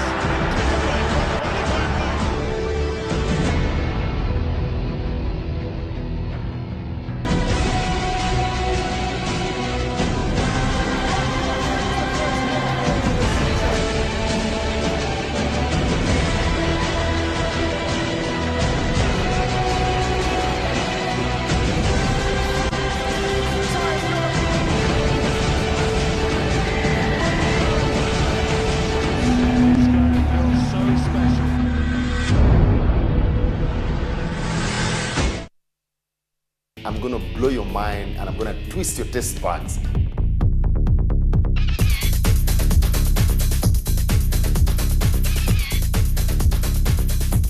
The flavors are already coming together. I can feel them. Very lovely, very appetizing, very healthy.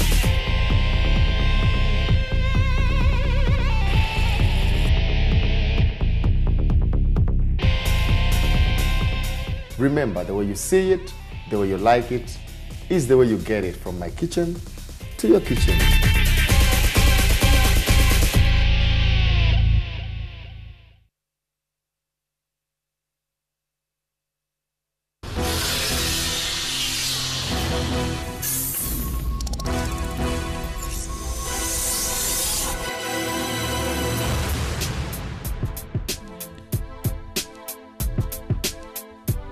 Follow the beat, follow the beat, follow the beat, follow the beat. Follow the beat. Follow the beat, follow the beat, follow the beat, follow the beat. Follow the beat. Follow the beat, follow the beat. Follow the beat. Follow the beat, follow the beat, follow the beat, follow the beat. Follow the beat.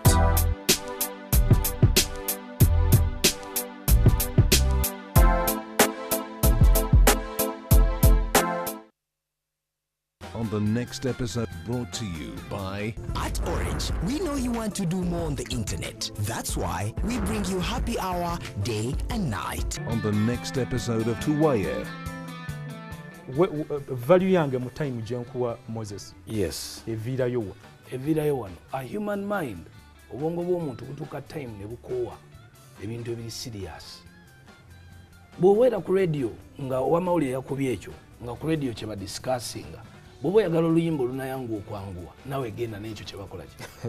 Naye gwe bonna agenda okironda eyiri eri ebuzizire watali muntu yenna gy'akyogererako ojja kumala ensimbi yonna. Naye waliwo video for example NTV gye yali egaanye olw'okuba eri decent nnyo. Noleta video Moses ne bagamba temuli yeyambudde gizzeeyo. Tesobola teriyo.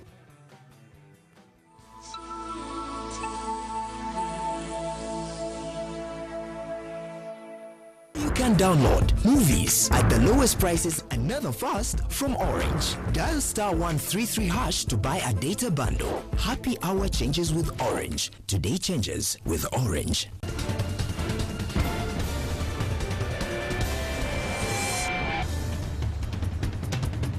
Twenty on to 9. Thank you so much for staying with us and joined by Brian Tika. What's up, man? Cool, man. What's happening? How you doing, man? Not bad. It's a Friday. Friday, so that's why I didn't work yesterday, so I had to come back on Friday. So excited to be neighbor. My story is long. So maybe if he came back home with an earring, would you fire him out of the house? At his age now, surprised? I think I would. I would think maybe, what do they call it? A stage in life. But if I was 23 and he had a stud, oh, I would love it. Even now, I mean, if I met someone with an earring, it would be okay. But don't get it done now when you're 30 plus. Why? You talk about a guy? Yes. Having an earring? Yes. Would you have your ear pierced? Why? What's that? But there are also those that where I don't have to pierce my ear. You just they have magnets, right? I don't know. Do they? Those clip-ons. Yeah, but sometimes earrings. I mean, when you see these black Americans, I think I'm going to try it. Hey, where have you gotten the discussion of earrings? From Simon Kasiate in today's Observer. Simon wrote, earrings are not for cowards. So what is your assessment, sir? We talk sport. There are a couple of sportsmen with earrings. I don't know, I think it's just a choice anyway. So there are those who look okay with it. I saw Ronaldo yesterday with glittering diamonds and gold on the ears, so it's all good. But if you go and pick cheap things, put them on your ear, dude, you're looking fake. So that's the that's the problem. Like if you're a guy and you're going to put an earring, class. It must be class. Thank you. All right. Yeah, since you want to be exceptional, so look exceptional in its entirety.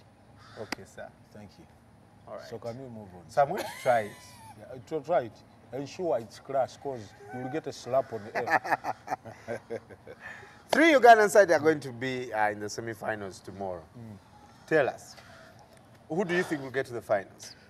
First of all, they can only be happy given the circumstances. I think apart from Power, who also themselves, there were 1 or 2 questions whether they would travel and stuff like that, but they managed to make it there. And of course, they got sponsorship. It doesn't seem like it's fake sponsorship. There must be some money. Of course, Tiger Head must have given some money to be able to move, because the last Zone 5s have not been traveling because of finances. This time around, they managed to make it, which is good. City Hall, couple of problems. Jeff Omoni couldn't get papers to be cleared. James Okello, not that important, but a very important, I think, fringe player for City Hall. He couldn't play because of 1 or 2 issues to do with documentation, because basketball, they're very, very, I think, serious, anything to do with the age. And of course, their coach wasn't there. Now, as I speak, the coach is going to be flown in today. He will be there tomorrow. City Hall. Will it be a boost? Will it? Absolutely. I mean, I think Mande Jurini is the best coach in this league. There's no doubt about it.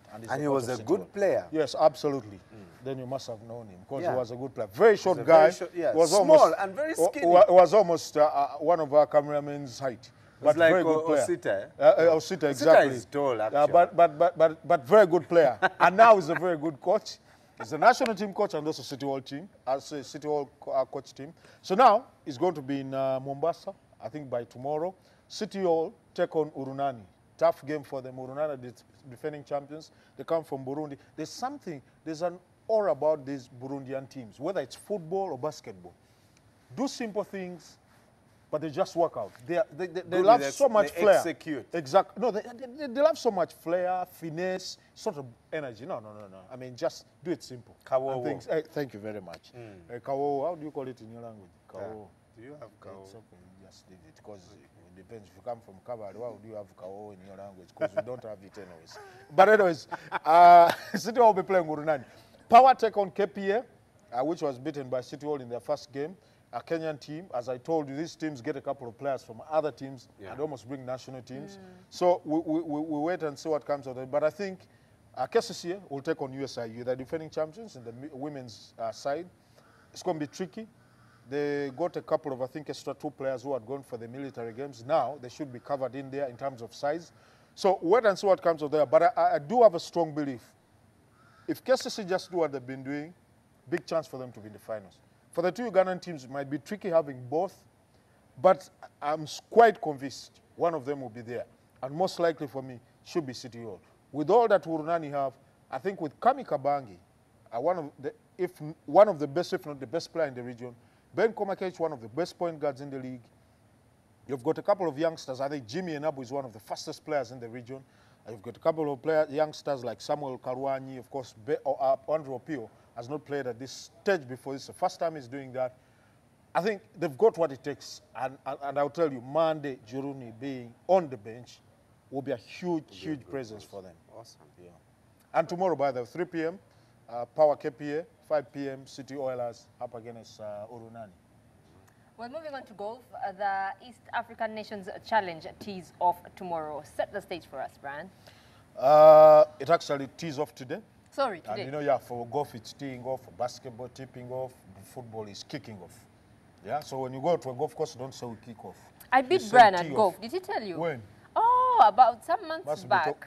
Is there a golf course around here? Kitante, we thinking that Kitante, what he's were now... you doing? I'm about to sleep. Hold up, handicap what? I'm about to sleep. She didn't have any handicap. I don't know, if you don't have any handicap, you're good. You're good. Yeah, you see, handicap 0 is for the best. I was impressed. Aggie, you know. Your boss. Yeah, Rather our boss. She's 11 handicap. That's good, right? That's big. And she loves golf. She loves golf. You can't go to the golf course and you don't talk She's about handicap 11. Handicap 11 is huge. I need to see her play though, because how did she get? Because that's a huge disadvantage. You must be so good. Because the lower the handicap, the harder for you to make good scores. But also, there's a reason why you're handicap 11, because you're good. So the people like Tiger Woods are probably handicap 2. No, they are 0. Those ones are 0. I mean, nothing. They are that good. It's handicap 0, and that's it. They are that good. You don't even talk about handicap in professional golf like the Tigers. You don't. But anyways, this is our version of... have you heard of the Ryder Cup? The United States against the Europeans? Yeah. Now, this is almost our version of the Ryder Cup, the East African Golf Challenge. It's actually the Johnny Walker East African Challenge. So when you hear Johnny Walker talking golf, you know there's class. You know what I'm talking about? Anyways, Uganda, they're not afraid, because if you've read in the Daily Monitor, Philip Kasozi, the captain, has been saying they're not afraid to say they're favorites, first of all. So I guess they're going to this. The last time the tournament was held in Naivasha, Kenya, Kenya won it. They beat Uganda by half a point. The Ugandans got there late. They started late. They were so disorganized, but managed actually to finish second. This time around, they prepared really well. For a month, they've been in camp. 60 players were available. They managed to cut the number to 12. So I'm thinking, given the preparation, with 3 players I think it's Sebutinde, then Robert Oluba, and Henry Ruja, who play at the Entebbe Golf Course. They clearly understand the golf really well. It's so important to play at the golf course you understand. That's the role most of the time of the caddies. When you see those people carrying bags, it's not only carrying bags. Caddies actually sometimes players, coaches on the course. They tell you the guy, we're hitting our shot here, play it south, probably end up maybe west. They tell you exactly how to do it. And these guys understand the course. And given the preparations they've had, I think Uganda should be, for me, favorites. They are home, prepared well. Kenyans should be afraid. The rest of the other guys, Ethiopia, Burundi, and Rwanda, are not such a big threat. It's going to be Kenya most importantly. But given the preparation, how fired up these boys are, it should be good to go. And there's Johnny Walker for them. Yeah, thank you. I know, they should drink it after playing. But Uganda Cranes departs for Ghana on Sunday. Hectic itinerary. Tell us about that before the qualifying starts. To start with, there was a report that the Minister of Health had told the FA, FUFA, to stop the Guinea team from traveling here because of Ebola. You know, Ebola started in Guinea. They've lost a couple of people in thousands. So the minister had told them actually not to allow the team come here. But you see, the FUFA does not have the powers actually to probably just postpone a game.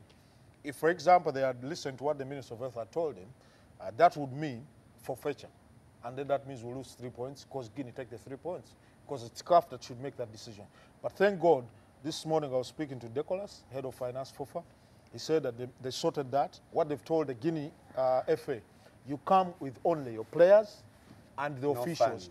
No funds at all. But even then, those players will be screened, scanned, IDI, the infectious disease control, all those things will have to be following up on each and everything so that we don't get any cases of Ebola, which I clearly understand, because if they've had the issue, you can't take risks as Uganda. Actually, other African countries also had problems with West African countries, but it was kind of quashed yesterday. No, what happens is, for teams like Guinea and those that can't play, like Ghana are going to be hosting. Actually, Nicholas was telling me they would have had options. They would have decided to play the game at a neutral venue, but that would mean extra costs for the Ghana Queens, which I don't think they have. They're already suffering with this. So, but anyway, they will. Anyway, team travels, leaves the country Sunday, gets to Dar es Salaam. From Dar es Salaam, they leave Monday for Niger. They play friendly on Tuesday. They will leave Niger on Wednesday, I think, and then will be in Accra on Thursday. From Accra, they will have to wait for the Ghana FA for the travel, I think, arrangements, because they were going to be playing in Kumasi. So it's the FA in charge of that, the Ghana FA, that will be traveling. It will be helping the team to get to Kumasi. But most of the players, some are going to link up in Dar es Salaam, others in Niger. I think most of them, by the time they leave Niger, team should be full. The Mawejes, the Andrew Mwesiguas, and the couple of others will have to link up on their travels. But they have a friendly against Niger, and then have to get to Kumasi and then wait on Saturday. The game is Saturday, 7 p.m. Ghana time. Wow. Yeah. Well, good luck, good luck. Well, on to Europe and Rooney and Hodgson. I've thought Rooney would make a great coach, but it seems captain. Captain. Yeah. But it seems not many people agree with me. So, anyway, what's your take? Was it the best? First of all, it was the best. It was very simple. I mean, if I don't know which example I would use. It was that simple because Rooney is one of the most experienced players. He's played at United for 10 years. He's played top club for 10 years. I don't think any of those players remaining in England have done that at the biggest of clubs. So the candidates was Rooney and Joe Hart. Rooney, for me, is the most experienced. He's more experienced than even Joe Hart. So Roy Hodgson-Allen, for me, one choice. Make Rooney the captain. Van Gaal had already sorted the issue for him by making Rooney captain at United. So just simply make him national team captain. And I think that's the best. This boy loves winning. The boy loves fighting. Yeah. He loves fighting for his country. Yeah. Those are some of the, I think, for me, attributes of a captain. Aggression. Absolutely. I mean, for a captain, you've got to, you have to get someone who can push on the team. You have to be exemplary. Once they see Rooney fighting hard, the rest of the guys are going to be copying him. It is. And you know, fighting hard, not punching, not Mario Balotelli style.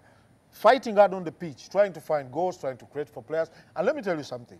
I've seen Rooney over the years. If you've been following Wayne Rooney at United, I do not think there's so many players who have sacrificed their talents like Rooney has.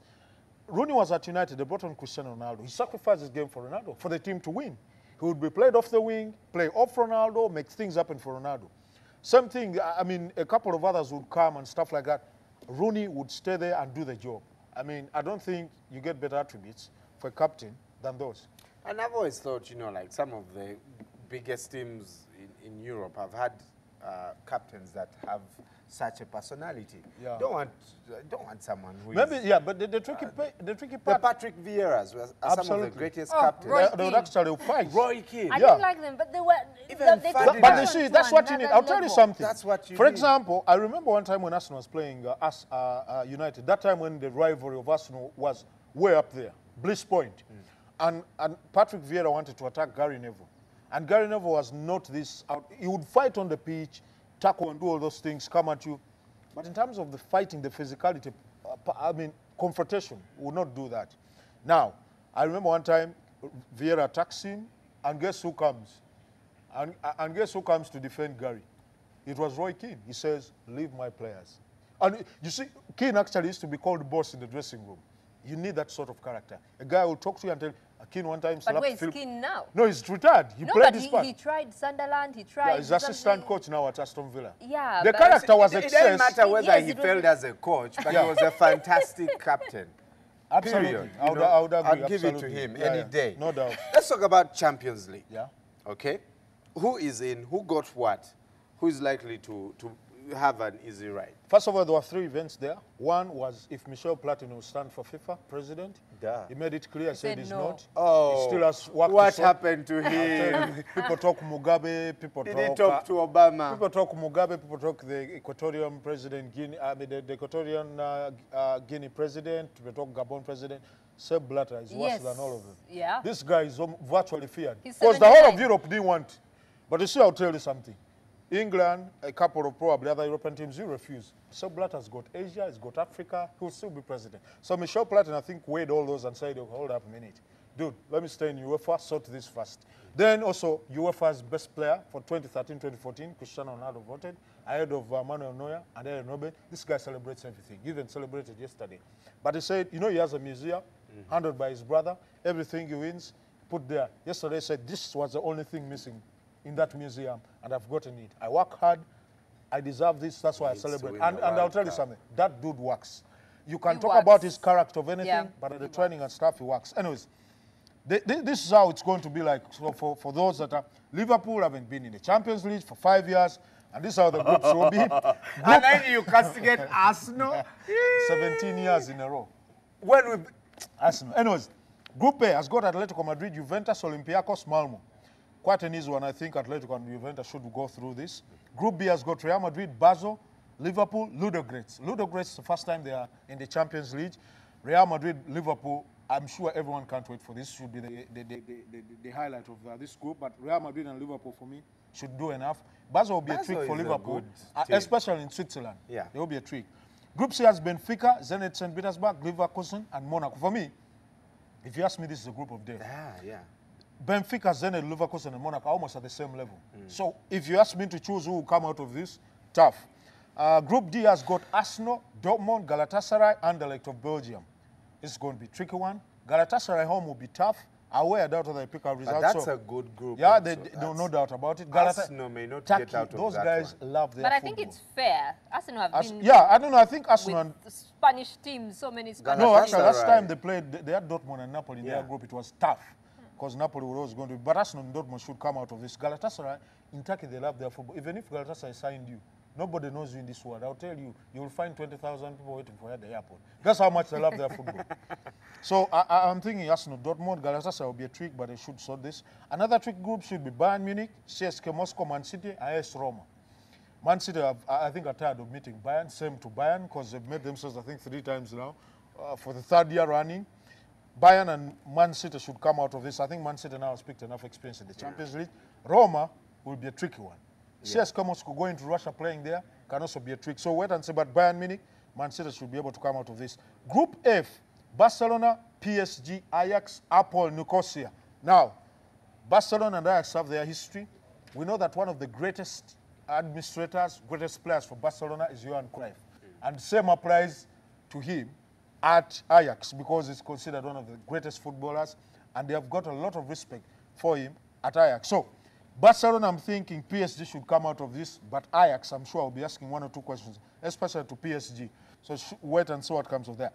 Chelsea, very lucky group, I think, for me. Chelsea, Schalke, Sporting Lisbon, and Maribor. Maribor, forget about them. They should be out first.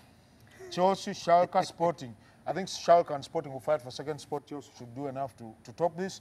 Then Group H, Porto, Shakhtar Donetsk, Athletic Bilbao, Bati Borisov.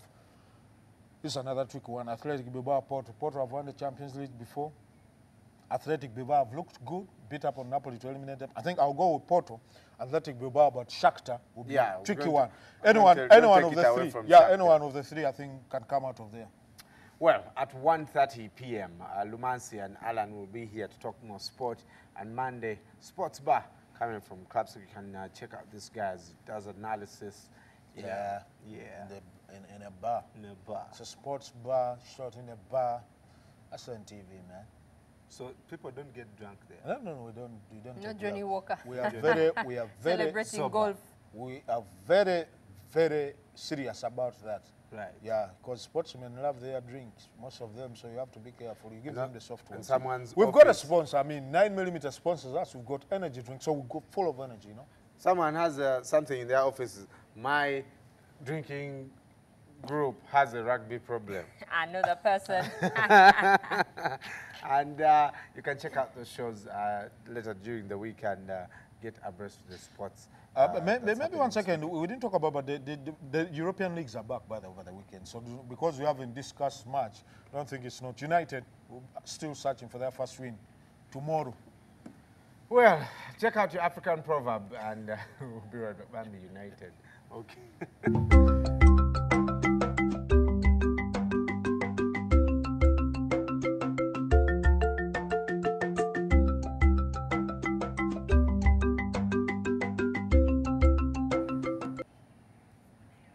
What forgets is an axe, but the tree that has been axed will never forget.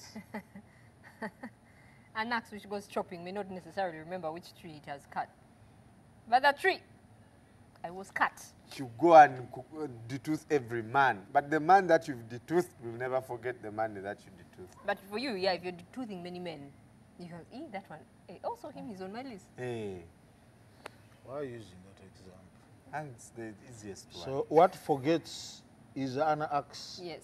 If your role is to chop, for you it's a routine. That's what you're supposed to do. Never forget.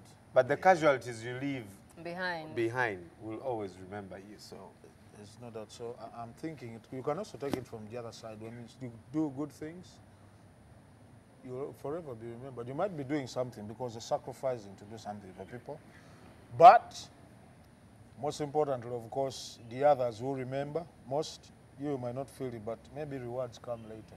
Blessings. People curse and bless you.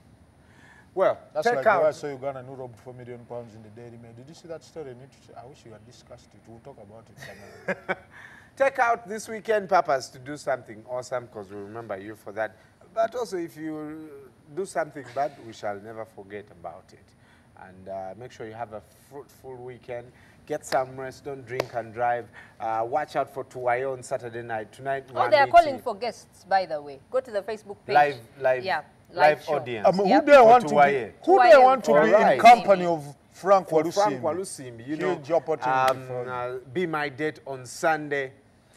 Those who are soul searching and biganye, check out Be My Date. I haven't yet watched Eric's game, but I saw the promos. Must be interesting. Eric's game on Monday. Bank of Uganda Challenge. 7:30. Live stories on Sunday. Check out those shows. Basically, keep it at NTV. Keep it at NTV. Check out the NTV Mobi app with Mabel as the face. We'll forget about what we've been saying in the papers. You're watching Morning at NTV with Simon Kasiate, Mabel Kebirunji, and Brian.